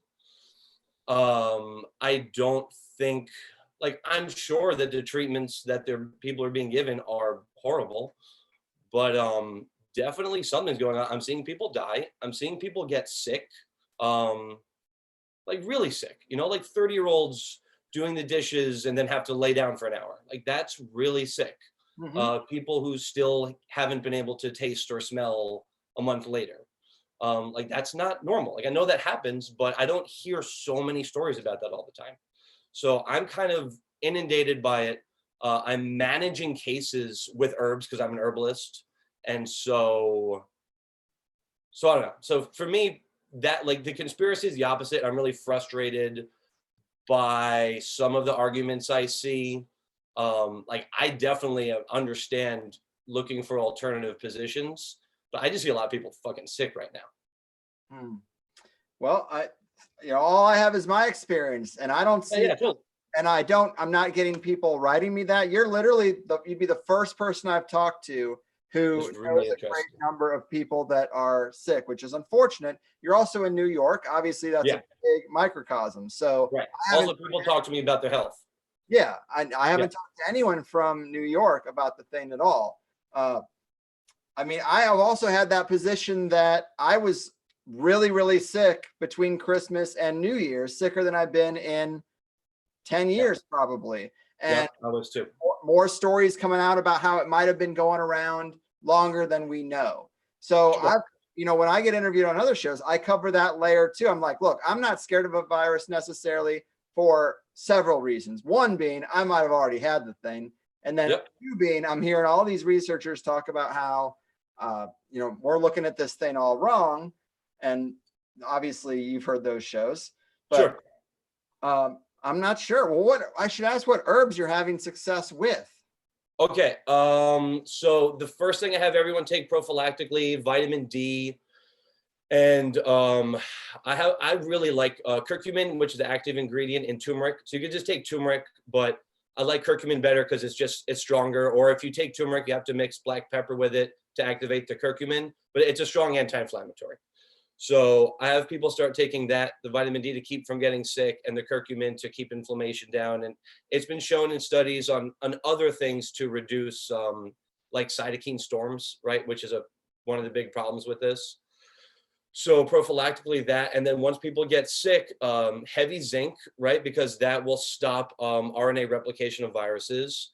And there's an herb in Chinese is called qinghao. In English, it's called sweet wormwood, Artemisias annua. And you'll see now they're starting to there's some articles, there's like a German study on it. I think like there's some weird thing where like the president or the king of Madagascar is like trying to push some supplement, but sweet wormwood, like I know a lot of people like, herbal type people, and they all already had it in their garden. And that herb is in the anti-malarials. So it's similar to quinine, right? That's the thing, like, dude, this disease is so weird, all right? Because everyone gets like, there's 3 major patterns that we're seeing, all right? And one is like the pneumonia thing.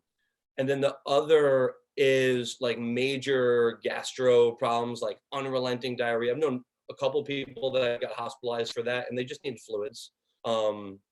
and another one is like really severe body aches and pains. Often starts with that, doesn't have to.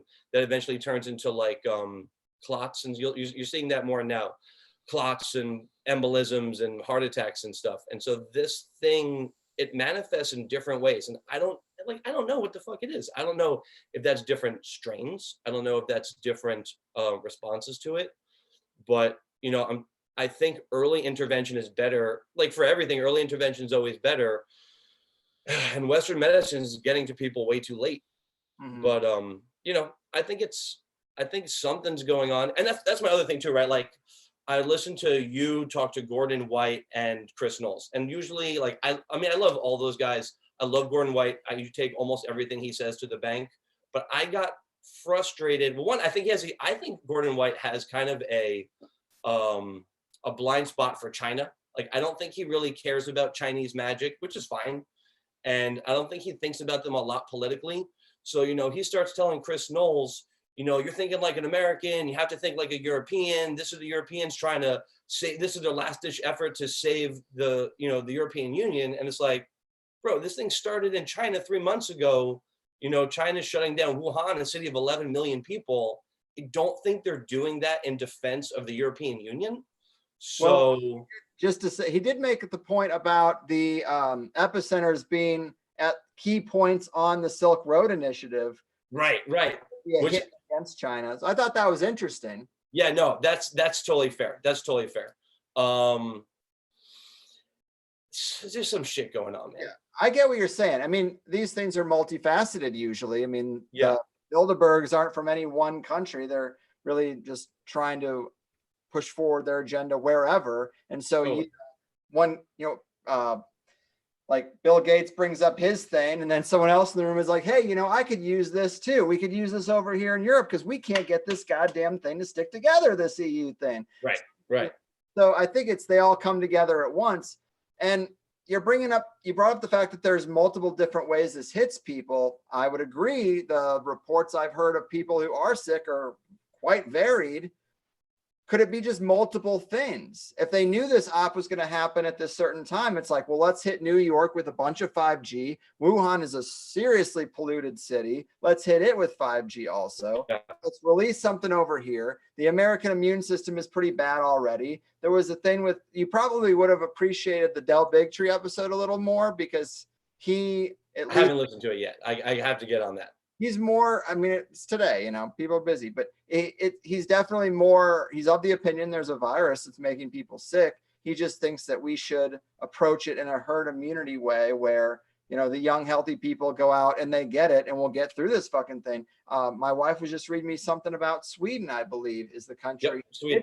This. And they're basically like, yeah, we're almost done. Some people got sick, you know, with anything, people who are weak and get sick, that's enough to kick them into a death spiral. Totally.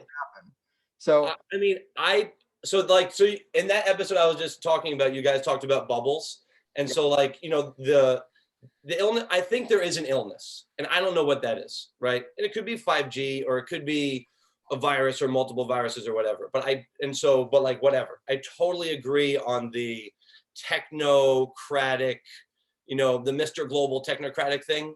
And I think our response to it has been like the opposite of what we needed. Sweden's approach is to trust their own citizens, and that's how they've always framed it, right? I think if healthy people put on a mask and sick people like laid low, I think we could get there too. So I totally agree that there's like a massive operation here. But you know, that's not how America rolls. We don't trust ourselves, and you know, everyone's, you know, political opinions are underinformed and overly emotional, and it's a disaster constantly. It is. I mean, I try to stay pretty open. I try not to commit to any one idea. I have read a lot about the people who are questioning germ theory, and they make a lot of good points, and they go through the history of medicine, and it's like, holy shit. Because you think that it's just like, oh, well, they've got this on lock. There's so many people involved. They've been studying viruses for so long. Not really. You know, I can't remember exactly which guest it was, or if it was just something else I was listening to about you know, when people went into med school in the 80s, I think this was Dr. Kaufman, you really only heard one thing, which is like bacteria are all bad. And it's like, now we know that that's absolutely not true. And the same is going to be true for viruses. We probably should be looking at parasites more so, because they seem to be able to change our behavior and all kinds of crazy shit. But it's like, I don't know, what are you going to do?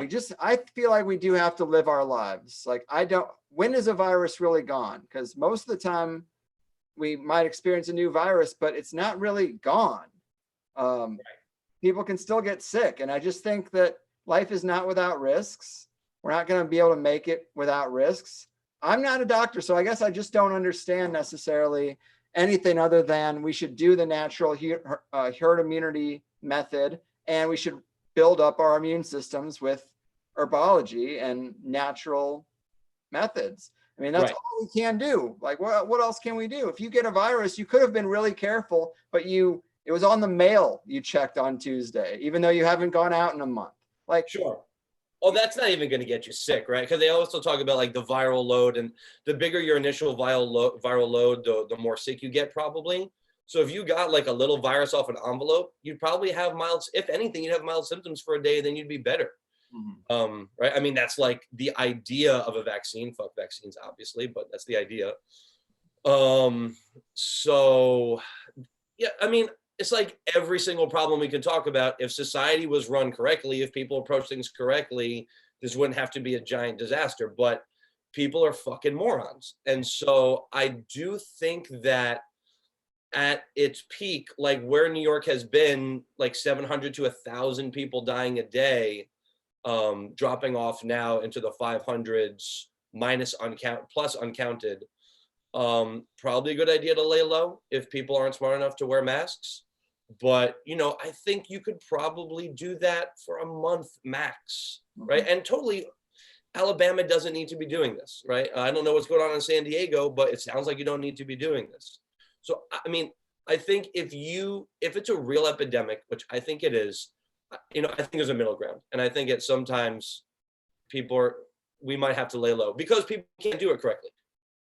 Right. It just sucks that we have an abusive authority that never really seems to care about human life all that much. And so all of a sudden they care so much.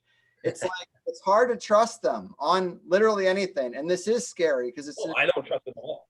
Right. Well, I mean, you know, this is just an invisible thing. So it's like so hard to know where to really put your trust. But I am just curious how you got into herbology. Did you suffer from a condition that was helped out from herbology? Did you have it verified for you in some personal way? I'm always interested in that kind of stuff. So there's four major, you have the four pillars of Chinese medicine, okay? They're acupuncture, herbs and diet, physical manipulation, like massage or something like that, and Qigong, right? Which are like your meditations, your breathing exercises, your energy work. And so my first experience with acupuncture was, I was 13. I had a Great Dane, really big dog, and she had terrible hips. And my mother saw a 60 Minutes about how racehorses get acupuncture. And she found a veterinarian acupuncturist because the dog was only getting up to eat and go to the bathroom. And so we brought her in. She got treated. She didn't love it. She put up with it. She came home and she ran for an hour straight.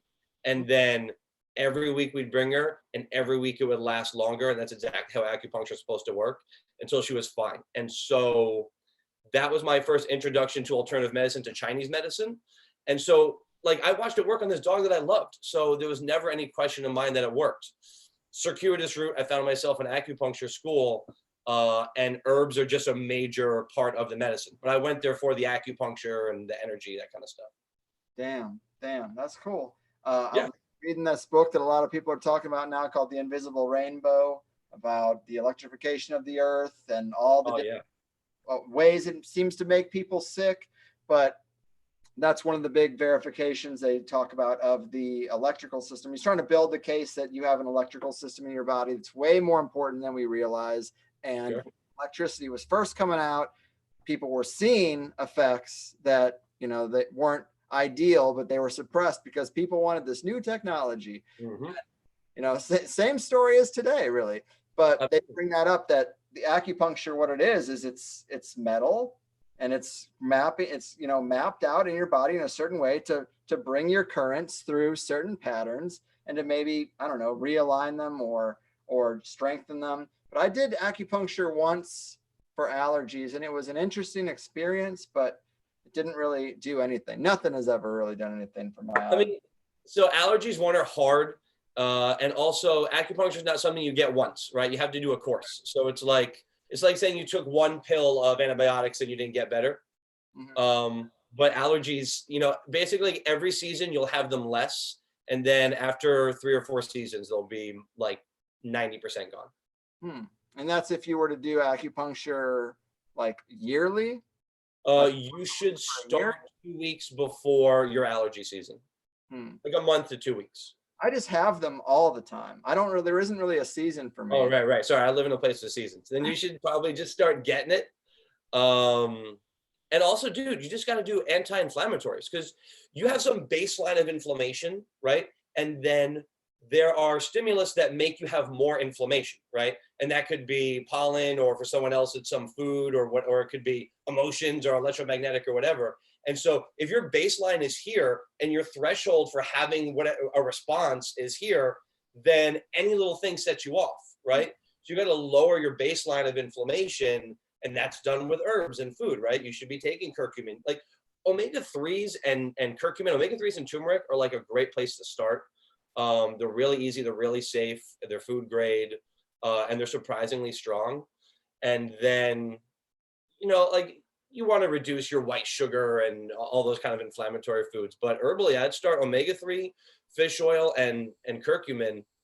And I like, it's called curcumin with Mariva, and that is supposed to be the most bioavailable form of that. You get that on, you know, Global Super Mega Corp, Amazon. You can get that wherever. Or you can cook with turmeric, but you have to mix it with the black pepper. But does that make sense? That like you have to lower your baseline so you don't have the spikes don't set you off, because you have a and everyone has a threshold. Everyone has a weak link. So for you, it's allergies. For someone else, it's joint pain. For someone else, it's like it's anxiety. Yeah, it just sucks because I definitely have turmeric at a minimum. I probably have a couple of the, I know I have fish oil too, but I take these, I wake up, I take these pills. Eventually it starts to be like 8 pills you're taking in a day. And I don't feel any better after the first week. And then I just stop that part of the routine because I saw no change. And that's not the best approach, but that is just what tends to happen. No, that's natural. That's natural. Yeah. Well, I'll stick with it. We'll see what happens. But let's see what happens. Man, it was nice talking to you. I like talking to someone who, you know, knows their shit, and you definitely have a good grip on your stuff. So thanks for calling. I'm sorry that this situation is affecting so many people, you know, whatever it is. And yeah, whatever it is, I do have to say people are fucking dying all around me right now, and it's harsh. So I don't know. Let's just all be kind to each other because we're all trying to figure it out. Yes. And none of us know what the fuck's going on. But fuck Mr. Global. Well said. Cheers, man. Take Cheers. care, Paul. Yeah. I definitely wanted to let him go for a bit because he does know his shit. And that's really sad. I just don't know. I've asked so many people, do you know anyone who's sick? And they just don't. I know 2 people who know of someone who, you know, whose grandma, you know, someone in their 80s got sick and died. Again, pneumonia's still out there. The flu that kills tens of thousands every year is still there, regardless of what this is. And the test is so inaccurate that I just, you know, what does it mean to say you tested positive for COVID-19 when the test is up to 80% inaccurate? What does that even mean? You know, a lot of questions, and it just sucks that we can't trust any of the authorities we would go to in a crisis. They're all corrupt or inept. There's some ineptitude for sure. Let's see. All right, man, I am going to try to bring in 3 people, and we're going to see how this goes because I want to try to get through, but this might be the last little group. I hate to say that, but let's see. Let's bring in Ruben, Doug, and Parker. Actually, yeah, let's bring them in.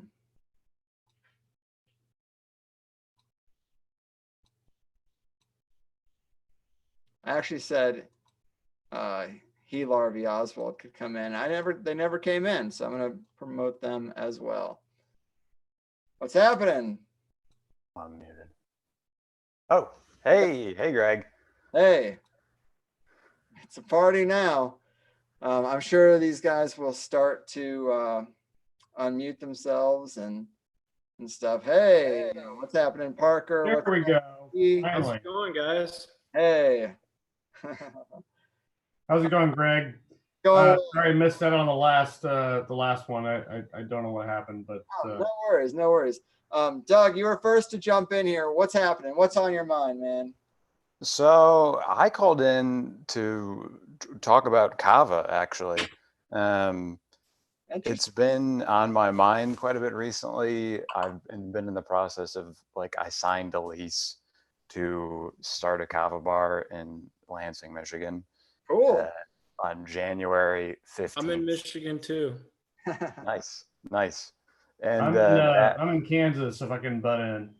Just right on. And that kind of ironically, apparently, I don't know.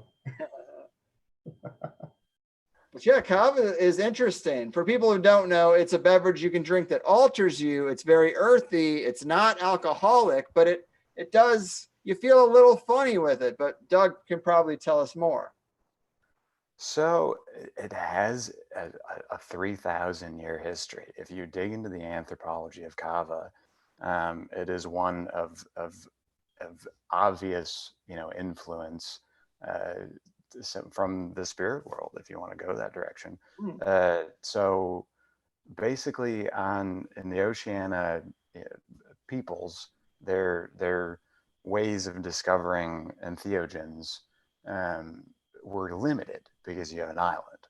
So where people, I guess, stopped at, psilocybin or ayahuasca or some easy, I guess ayahuasca was kind of more complicated, but kava it had to be extensively bred. So it started out as Piper Witchamani, which is still wild kava. It produces on its own. But if you consume it, it has extremely unpleasant effects. And so they took that and they slowly bred it to where it's now a sterile plant, which is called Piper methysticum, the two scientific names. And it's been used to stop wars. They actually have war kava in the peoples of Vanuatu, Fiji, Tonga, Samoa, Micronesia, Papua New Guinea, where they would isolate certain strains of Piper methysticum and drink it exclusively to solve conflict. And they'd have the other strains that would be used to just kind of sit around and have casual conversations. We first encountered it from a colonial perspective, I believe in the early 1800s, I think. And that's how it got its Latin Greek name, Piper methysticum, intoxicating pepper. It's a pepper plant and it kind of gets you a little bit intoxicated. Right. And the lovely thing about it is it doesn't have any known physical addictive properties. So you can drink as much of it as you want, basically, and your body pretty much tells you when you've had enough. Doug, are we talking about the same kava that I think we're talking about, which is like the kind of sparkling wine? Is that? No. That's what I get most of the time. I'm actually, but this is a very earthy beverage. There's a kava bar not far from me. I've only been to it once, and yes, you drink it out of a half of a coconut. Yeah. And I did not love the taste, but I loved the feeling. Like, me and my now wife were very chatty. We're like, I feel like we have a very uplifting high right now. We're probably high too, but yeah, I thought it was fun. It's a subtle thing. We didn't feel super drunk, but there was something happening, and we probably only had 2 cups each. Yeah, there's unfortunately there's the other reason I called into the show. It's got a lot of juicy conspiracy behind it, because give us one of those. So the first one that I think hit the major press, and Gordon might be able. I don't know if he'll address this, but it happened in Australia. So, at Aboriginal peoples, a huge problem with alcoholism, as most of the, unfortunately, we've experienced that all over the world.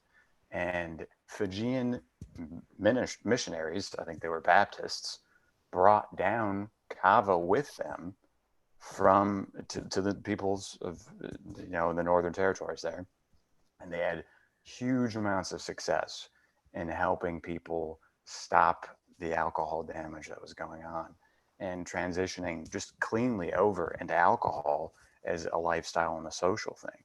Because the two kind of accomplish the same goals if you're self-medicating in that fashion. Only kava has basically no side effects. It's just the taste.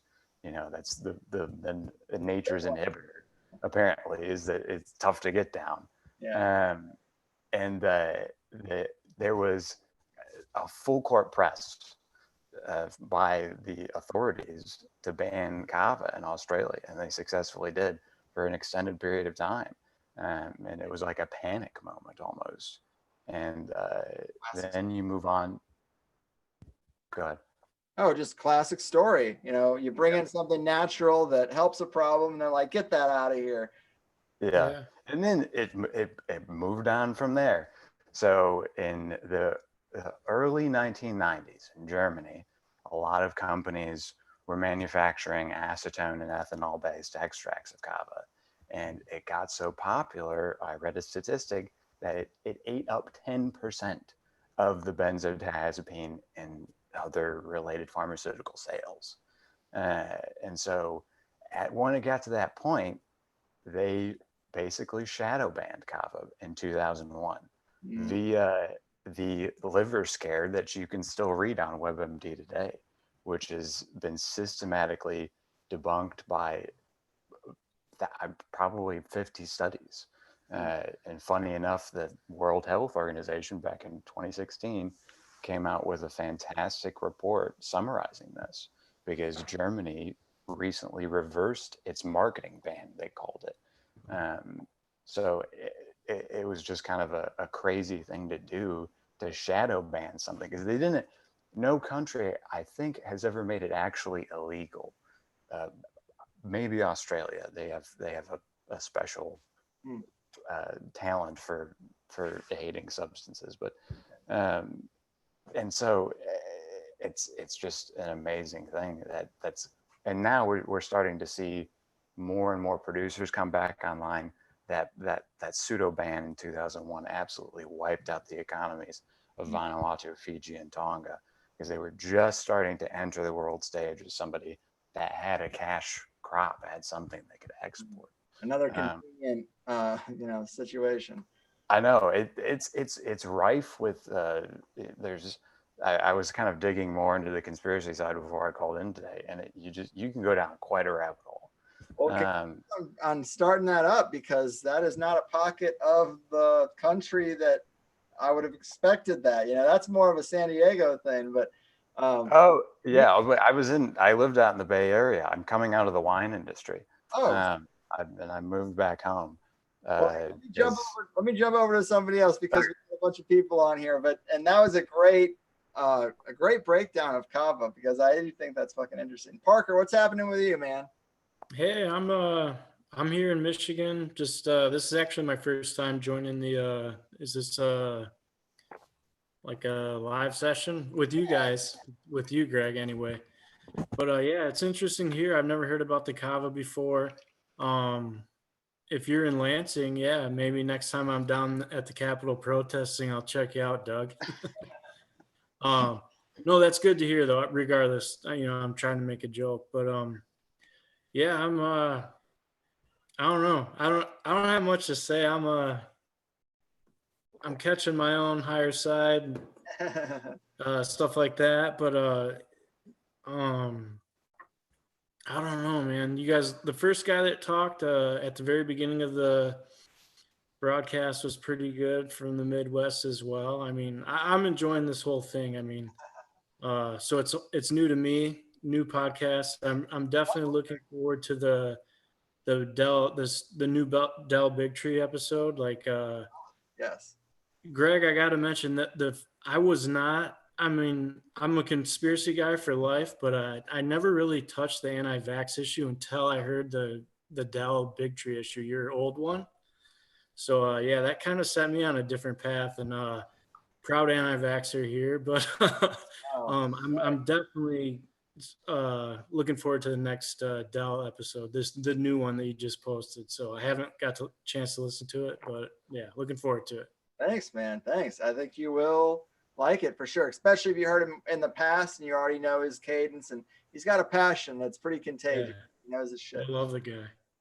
So yeah, I don't want to take up too much time. Like I said, first time in. No worries. This is just a little extra thing we do because THC, a lot of people like listening to the guests, but it is such there's not a big bridge between the audience and me, I guess. So that's why we just started doing this, and it's pretty casual. I've started to add more people at a time because it's kind of fun. I don't want anyone to feel like they're left out, but I also, people want to talk about some pretty complex things sometimes. So it takes a while to get a subject out, but yes, I don't know. What's one of your favorite THC subjects?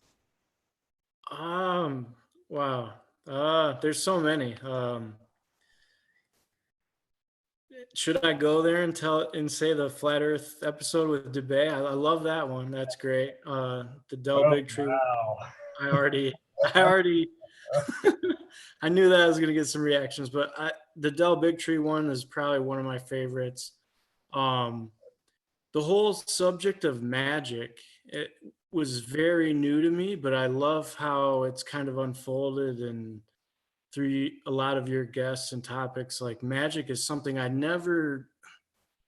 think maybe some of your guests have said this, like, or maybe you've said it, but it's like, the mainstream puts it out to kind of like make the topic look laughable and silly, but in reality it's real. So like I've enjoyed those episodes more than any of the other episodes that I like expected, but no, I'm a huge fan, man. Thank you. There's too many to mention. Right on. Well, thanks for calling in and stuff. I think this is a lot of fun. Oswald, what you thinking? Oh man, this whole thing is so, I'm so tired of it. I just wanted to say though, I want to put something positive out there, which we lack sorely these days, sadly. Is that restaurants in my town are building sack lunches for people who can't afford food. And yes, I see some of that happening. It's pretty inspiring.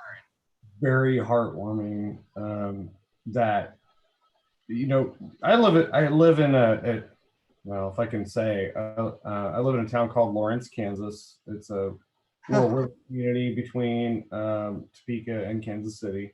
Yeah, where the college is. Close to Kansas City, Missouri.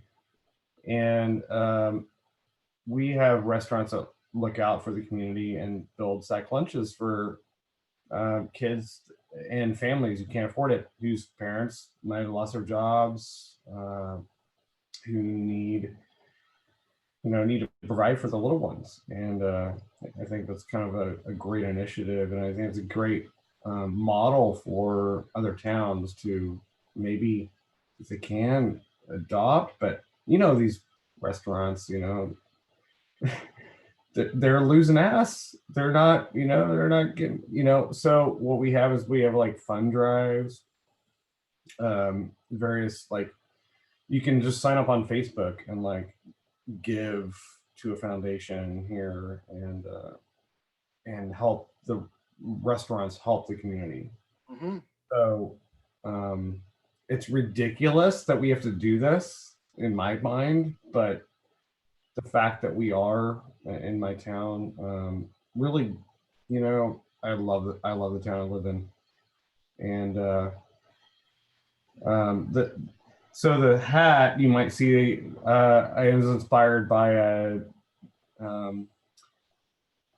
Darren from Grimerica, who, I'm also a subscriber to Grimerica show, who I highly suggest you should check out if you don't. But I got a $24 hat and I wear it all the time, and I get lots of compliments on it. So amid all this, I don't subscribe to a lot of the scare tactics that's going on right now. I think that all of the stats are overblown. They're weak. They're whack. They're messed up. And please fact check everything you can, but don't Snopes, or you know what I mean? Like, I'm very worried about the economic effects on the people that I know. Again, I don't know anyone who's sick. I know one person who went to the hospital for a panic attack, and I know about 5 or 6 people that are really concerned about how they're going to pay rent in 2 months from now. I know one friend who finally, ballsed up and moved from Missouri out to California to try to like really find, because, as you guys in the Midwest know, there's like in your field maybe 2 places you could work if you have a particular discipline. So it's kind of nice to come out here and be like, oh, there's all kinds of opportunity, because that's where the new companies are. That's where people, want to be. And so whatever, but he, for a long time, wanted to move out here. He was here 7 months and now he's back home, because it's just like, once you get told not to come to work, it's like, I guess I'm just going home, because I was already barely getting myself started. And that's sad. This is changing the life path of so many people. And I don't know that it's what we should be doing. But are you guys, is any of you guys, do you know someone who's sick, or, have the economic situation, has the economic situation hit you particularly hard? I'm fortunate to be working 3 days a week in the service industry doing carry out. I'm traditionally in education. I moved to a new state. I have my substitute license, and planning on getting my teaching license. Not planning on using it, but that's another economic source for me. But as a sub, you cannot work. I mean, in Michigan at least. I don't know about other places, so I can't work as a substitute. But definitely fortunate to have my other job 3 days a week, and I'm doing all right. So, Doug, you're opening a kava bar. Has this derailed that process at all? It's had to have affected it a little bit. I mean, it has, and it hasn't, because the build out clause in the lease basically gives us until about August, midsummer, to really complete it and everything. In tech, I'm not even ready to submit plans for review yet. So the architect's still working on making sure the space is laid out, because that's the other big thing about what I'm trying to accomplish with Kava in general, is creating a space where people can interact after the coffee shops close, but you don't want to go to a bar. So that kind of third option of socialization. So it'll be kind of an entheogen bar in the sense, because I really feel like as a society, we kind of need to crack the box open a little bit and start to expose different things. Kava being the one that I'm most excited about, coming from the alcohol industry and seeing like all of the horrible things that go on in alcohol production as far as the additives. There's definitely a reason there's not an ingredients label on beer, wine, or spirits. Yes, I've thought that many times. Anything that essentially is generally recognized as safe from the FDA, which isn't even the GRAS list, you can look it up online.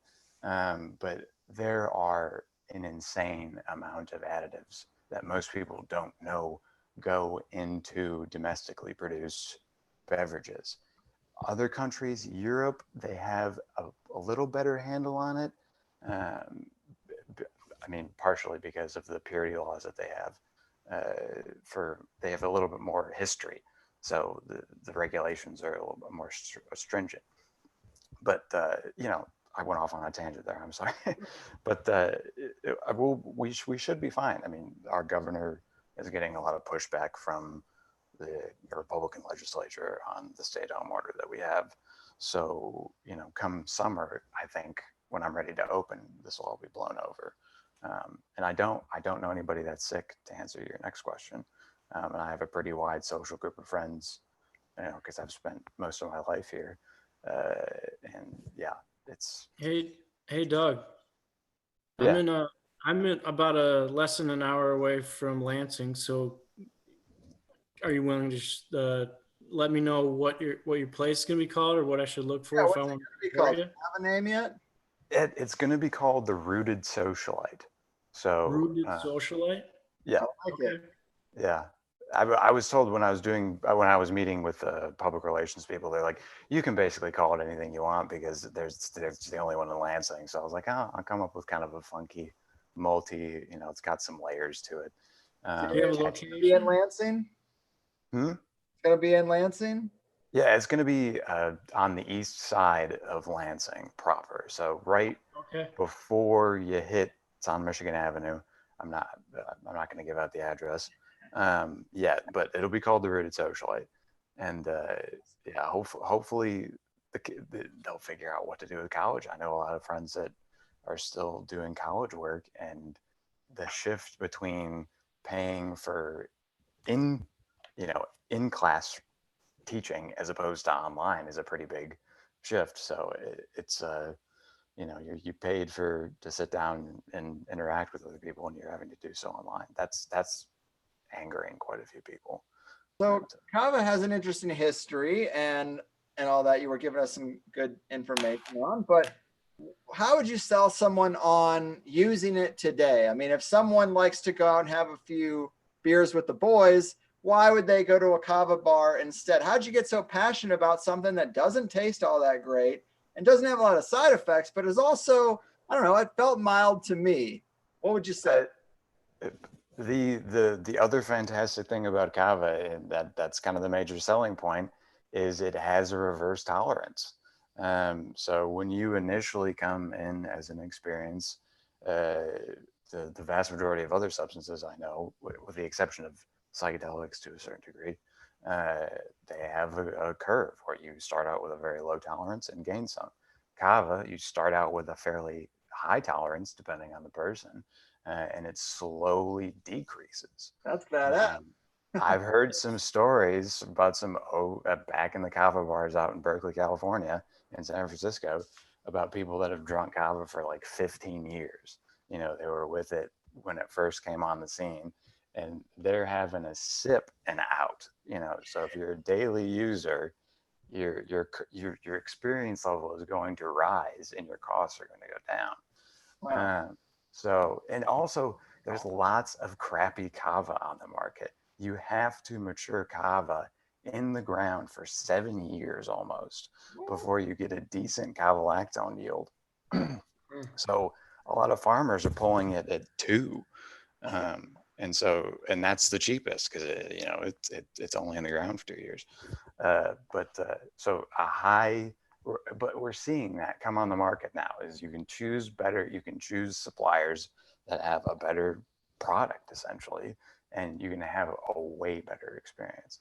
And the taste is easily mitigated with licorice. Actually, I was at a tea conference. That tastes even worse. I hate licorice. The two neutralize each other. Okay. So the anise counteracts the bitterness of the kava, and this is like 100% pure licorice powder, essentially. So take my word for it. The licorice, also ginger helps quite a bit, fresh grated ginger. And the fresher the kava is, the better it tastes. That's the other thing. If you get fresh root, it tastes like cucumbers for some reason. But the dried stuff tastes really acrid because it's been sitting in a warehouse for about probably a year and a half. I think that's cool. If I'm ever around, I definitely would stop in. Something I've been looking into recently, just came across my news feed, is this Kin Euphorics beverage. I don't know if I've tried that. I've tried both of their products. Just for people who are listening, it's a non-alcoholic drink. It's made with nootropics, and it's made to like imitate alcohol, or it's made to make you light and bubbly and social. but yet be healthy and Yes. food alcohol. And it's kind of expensive, but I bought some. So I was like, we'll have a party and we'll all try it and see what happens. I read a good review of it, but what was your experience? So they have two products on the market now. They started out with their High Road, which has caffeine in it. So not really super appropriate for some people for nighttime usage, depending on your tolerance. But I was not impressed with that. Their other product that just came out was for intended for nighttime. I forgot the name of it, but it was a recent release. That one was like crazy mellow and pretty awesome. The High Road was kind of subtle, I could see using it during the day, but the other one that they have is Doug, how effective is this? I mean, does it lay you out? Like, what is or what is the kind of reaction that you kind of generally feel or get? I've talked to 6 or 7 different kava bar owners in my travels across the U.S., including to New York, to try and get a feel. And the one thing that's pretty consistent is everybody's different. Normally with a substance, you get kind of one set reaction to it. It's not like acid though, right? It's like having a couple beers or a couple. You can still operate. Yeah. Oh, yeah. That's the other fantastic thing that I love about it is you can function in any environment. This is something that's a mood balancer. So it's kind of its own class of entheogen. It just levels you out. If you're tired and you're going to get a little bit of a boost, your anxiety is going to come down. If you're sleepy, sometimes it'll kind of have you be able to make you focus a little bit better. But generally, people are able to take it to reduce their anxiety drastically. There's a lot of clinical studies on that. And there's quite a few sleep studies. But again, it's also dosage dependent. So I've had unexpected high doses being not measuring, just dropping a couple teaspoons into the strainer bag. And then 20 minutes later, I'm in like this crazy dialogue with a friend. And it's just kind of like this stream of consciousness that's emanating from me.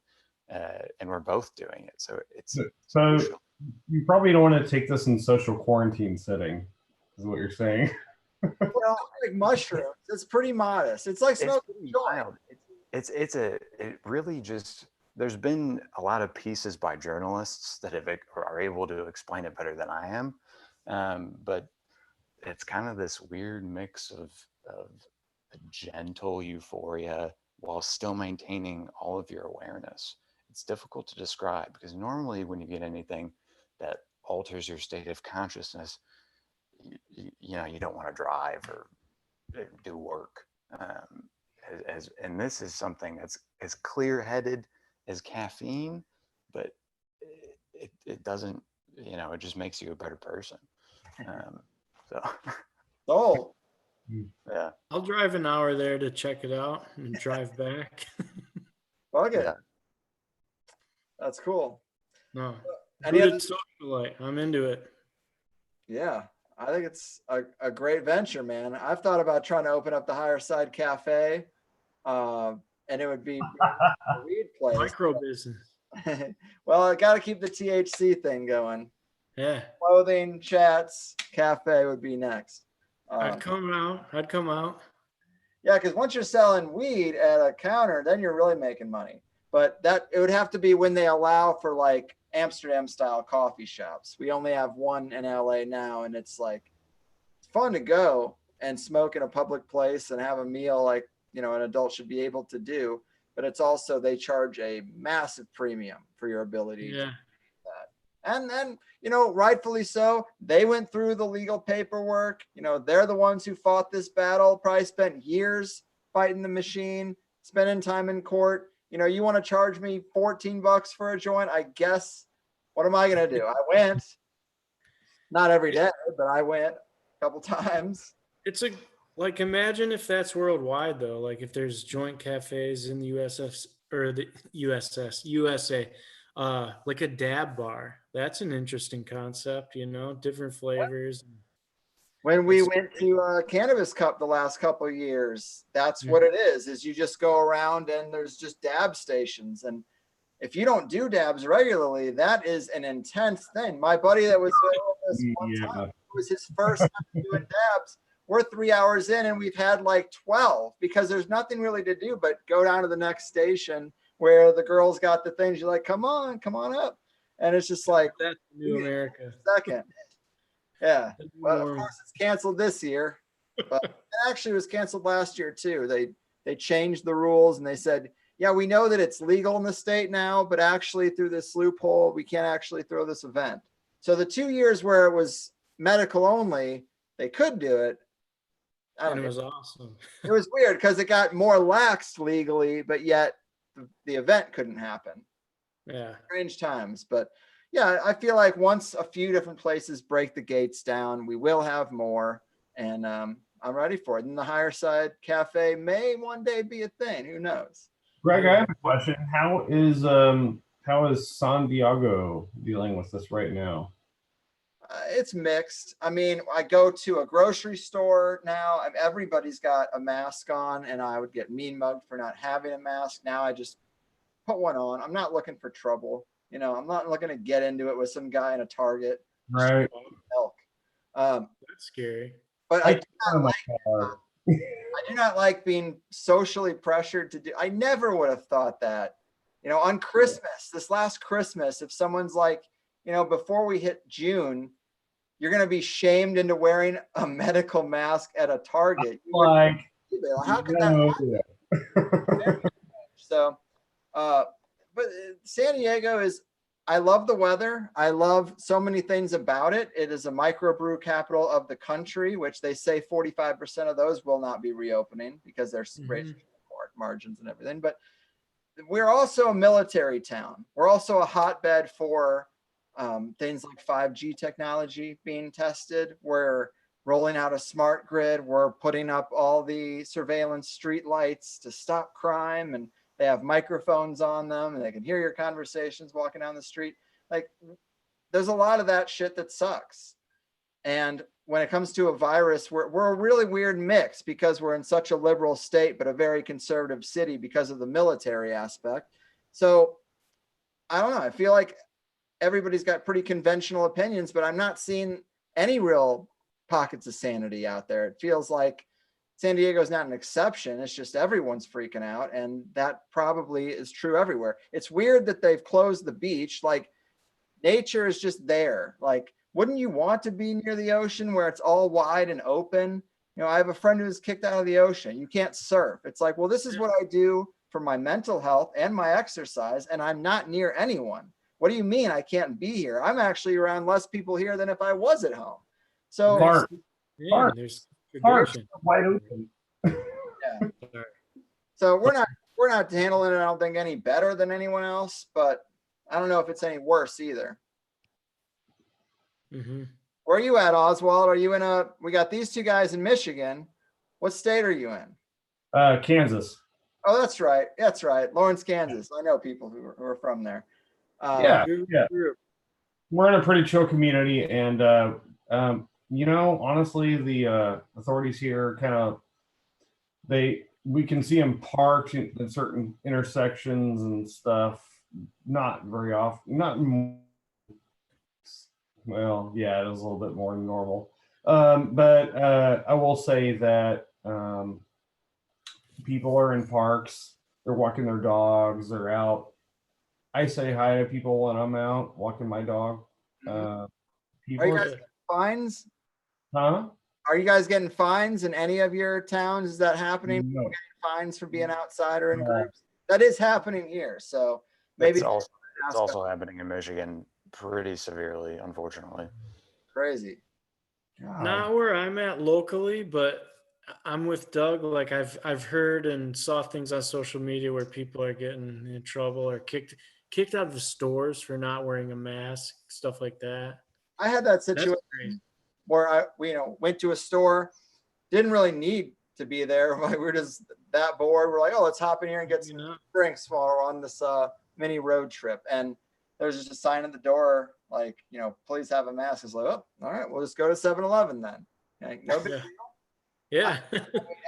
I'm trying not to judge people for being freaked out either. It's a scary situation. And as Gordon put on a couple of shows, like the United States population is a hotbed of mind control operations and propaganda. The people who are the best at it in the world have been shoving stuff down our throats our entire lives. And we also have the worst EMF environment, which is not good for thinking clearly. So like you do have to have some grace with people because we did not grow up in an easy place, and you don't have a lot of voices of sanity to even latch onto. If you're lucky enough to find one when you're young, that's great, but not a lot of people had that.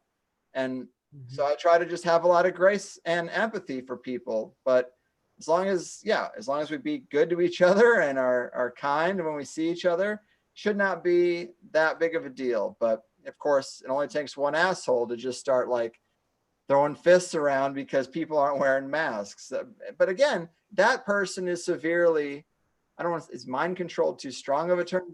They're mind control. They're severely propagandized. They're damaged from that propaganda, and they're reacting to a level that, you know, clearly is irrational. So I have empathy for them too. They're in the reaction stage of their problem, reaction, solution. I like that. I mean, yeah, maybe they're in the middle of waking up. Hopefully. Yeah, that could be too, but you know, they're in the stages of either they're waking up or they're fearful. And you know, I've had people like when going to the grocery store tailgating me to the point where I thought that they're gonna rear end me. And I'm just like, I just deal with it with poise. I'm like, it's okay. I'm like, I usually have my dog in my car, so I'm kind of a careful driver in that regard. Like, I don't want to jar her. So, knowing that, I slow down, you know, slowly and speed up slowly. And people have a problem with that. I'm like, are you gonna pass me? Like, what are you gonna do? It just cracks me up. I mean, it cracks me up, but it also bothers me at the same time because I'm like, how far are you gonna go, bro? I mean, well, let me ask you guys this, because I'm gonna have to start wrapping it up pretty soon. We're over 2 hours. The file starts to get pretty hefty on my my rig here. But if we were just to summarize right now, do you feel like things are winding down in your area, or are they still ramping up? If you could say how you're feeling. I would say I think they're winding down. Maybe I'm just in denial, but even though the masks are increasing, I still have a feeling that it's just like my friends are breaking quarantine a little bit more, and I am seeing more people out, and the small parks did open today. People are talking about the plan and the phases of getting back to work. So I feel like it's kind of winding down, but everywhere is a microcosm. How are you guys feeling?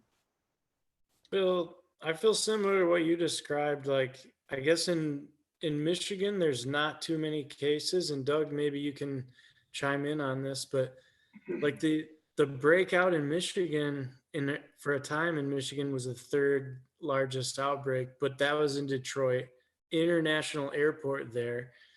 But other than that, the rest of the state seems pretty like contained or safe, like ready to move on. And then obviously, you know, the protests, there's that I think was like, I don't know, a few days ago, and there's a couple planned for next week and then for the 30th. So there's more protests planned, but I think people are seeing it's getting lax, but I also know that it's a geographical thing. Like, it's going to be different in different places, but you know, for the most part, I'm trying to stay optimistic. I think we're trying to go down, but I don't know. What else do you guys have to say? The people's mentality here, based on my percentage of how many people are wearing masks at the grocery store, it already peaked. There's less people wearing them now than there were 2 weeks ago. Yeah. So in Michigan is essentially 2 states almost because of the population density is insane. How far it spreads out, especially the further north you go. So you're going to have definitely this is not going to open all at the same time. I think we have a Republican controlled legislature here in Michigan and a Democratic governor. We're a split state in that sense. And they're going to have a little tiff and probably sort everything out in a balanced manner. But I just kind of want to emphasize that you got to project positivity into this time of uncertainty. A lot of attention is being drawn to things that weren't before in any sense. So, there would be no other way for us to introduce the concept of germ theory to people and to draw question to that. I can't imagine a scenario where that was possible without this.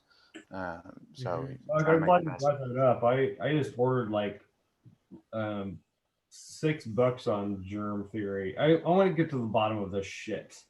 I'm sick of it. I mean, people got to look at it as, we don't understand the human body in totality. It's been an endlessly unfolding mystery. And especially when you throw Rockefeller medicine into the mix circa, 1910. I think that's just about when it started stateside. But that just, that's down a whole nother path. And so, reliving and trying reinvigorating people, it kind of feels like an uninstall program in a sense. We've got people that have spent the vast majority of their lifetimes just with one or two sources of media, and that were totally controlled basically. And so my generation at least, all my friends are kind of starting to wake up and question the mainstream narrative. And nobody's brought up QAnon yet in this, but that smells like a positive campaign, a positive psyop to the demographic that was probably the most difficult to unprogram in a sense. So it feels like an old uninstall wizard that you would see in Windows. Like it's going to take a while, and it's probably going to involve some pain. So that's what it smelled like to me. And hopefully we can turn this virus and projection of positivity and make the turn with this and bring out something that's beneficial to all of humanity. So yeah, I like your response. Well articulated. That's that Kava insight right there. It's that Kava insight. Yes, that's that leveling, that evening, taking the time to meditate on a daily basis, which Kava is a huge Also, when you put in the terms that the whole program, the Rockefeller medicine program, really pretty much started early 1900s, call it 1910, it's only a little over 100 years. It's a couple of times, it's like our grandparents' lifetime. And when you put it in that context, like how could everything be worked out? Like it does take time to see through an operation, and we've got a lot of data that we've been sorting through. And then we only recently came online with the ability to communicate these ideas digitally. We're only a decade into really, truly nailing the internet. So, have some grace for people. We're doing what we can, but I feel like once you wake up to it, the beautiful thing is the toothpaste does not go back in the tube. You're one of us now. And so our numbers can only increase. Nobody's like, oh, I researched Rockefeller medicine for 4 years and I thought it was a big conspiracy, but now I don't mind fluoride in my water and getting operations that are just determined from my doctor, and and no one ever goes back. So that's the good thing. Yeah. Well, we're not invincible. There's always a possibility of hitting a landmine, while you're running forward or away. So, I mean, keep in mind, there's landmines out there. There's, like you mentioned, conspiracy candy. It's like, blah, blah, blah. You have to be careful. It's out there. Those are landmines. So don't step on it if you want to save your life. Yes. Well said. Well, any final thoughts, guys, before I cut you loose? I wanted to quick interject about the other thing that came to my mind. I remember, gosh, somebody was talking about exclusion zone water. That was one of the episodes. Oh yeah, Gerald Pollack. That's kind of his big thing. Yeah, and one of the methods was blending butter into water or something to create all those bubbles. So raw milk actually has all of those intact fat bubbles. Yes.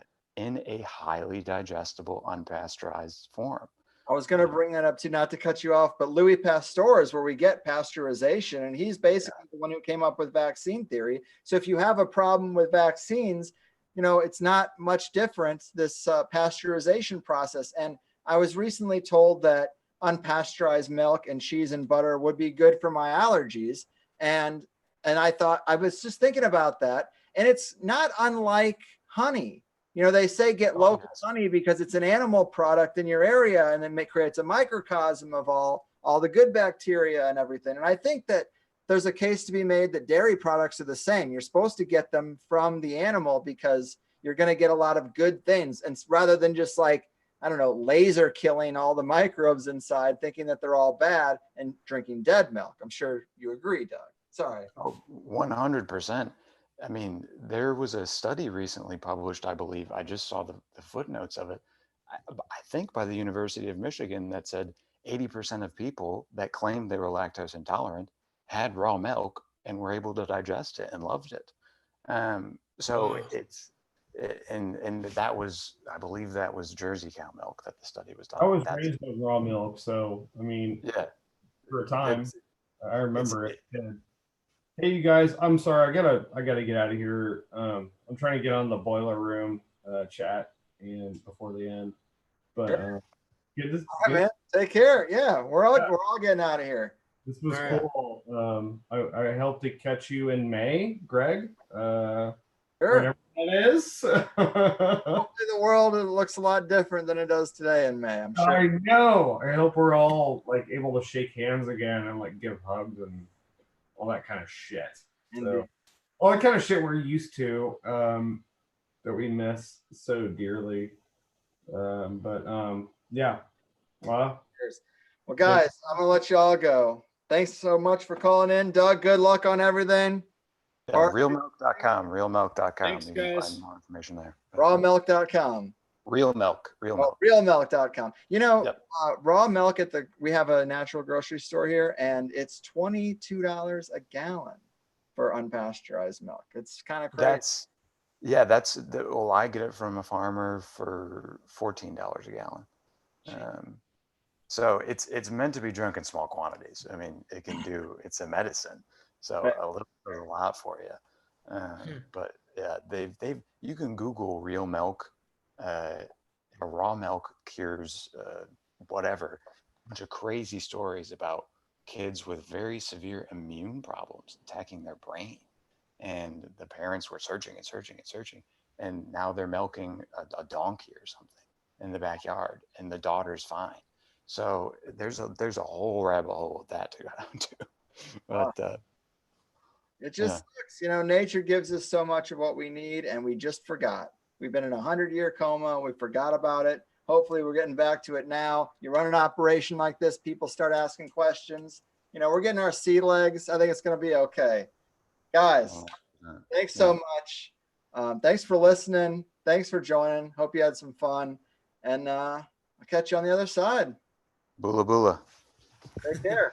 Heck yeah, I'll be back. All right, man. Have a good one. You too. All right. Fun stuff. We had Ruben in there. We never got to Ruben. I guess Ruben didn't ever pop on, but hey, thanks for joining me tonight. I know these things are a lot more casual than a typical THC episode. They really are just hangouts. So I don't know. They're not everyone's cup of tea, but I'm sure they're fun to, hopefully they're fun to be involved with. And yeah, it's just me trying to spend some time with the audience, because there is that barrier on the typical show. And, you know, I do think it's fun, especially in a time like this when we can kind of lean on each other, hear what other people think, hear what's going on in different areas of the country. You know, check out Doug's Kava Bar. get some kava of your own, and I guess stock up on meat too. That's going to be a concern, I think. And take care of yourself. Keep your stress levels low. If you haven't started meditating, it's like, how much more information do you need about meditation's real effects on your physiology and your chemistry? Like, you got to do it. So hopefully you're getting away from the TV and spending some time on the almighty you. Thanks for listening, guys. Sorry we didn't get to everybody. Take care. 2 hours, 20 minutes. Did what I could, but I'm gonna be bringing people in groups more often because I do think it's fun as long as people are kind of ready for it. I feel like sometimes it derails what someone wanted to talk about, but I try to bring it back to that. So another one in the bag. Take care of you and yours. I'll see you next time. Peace.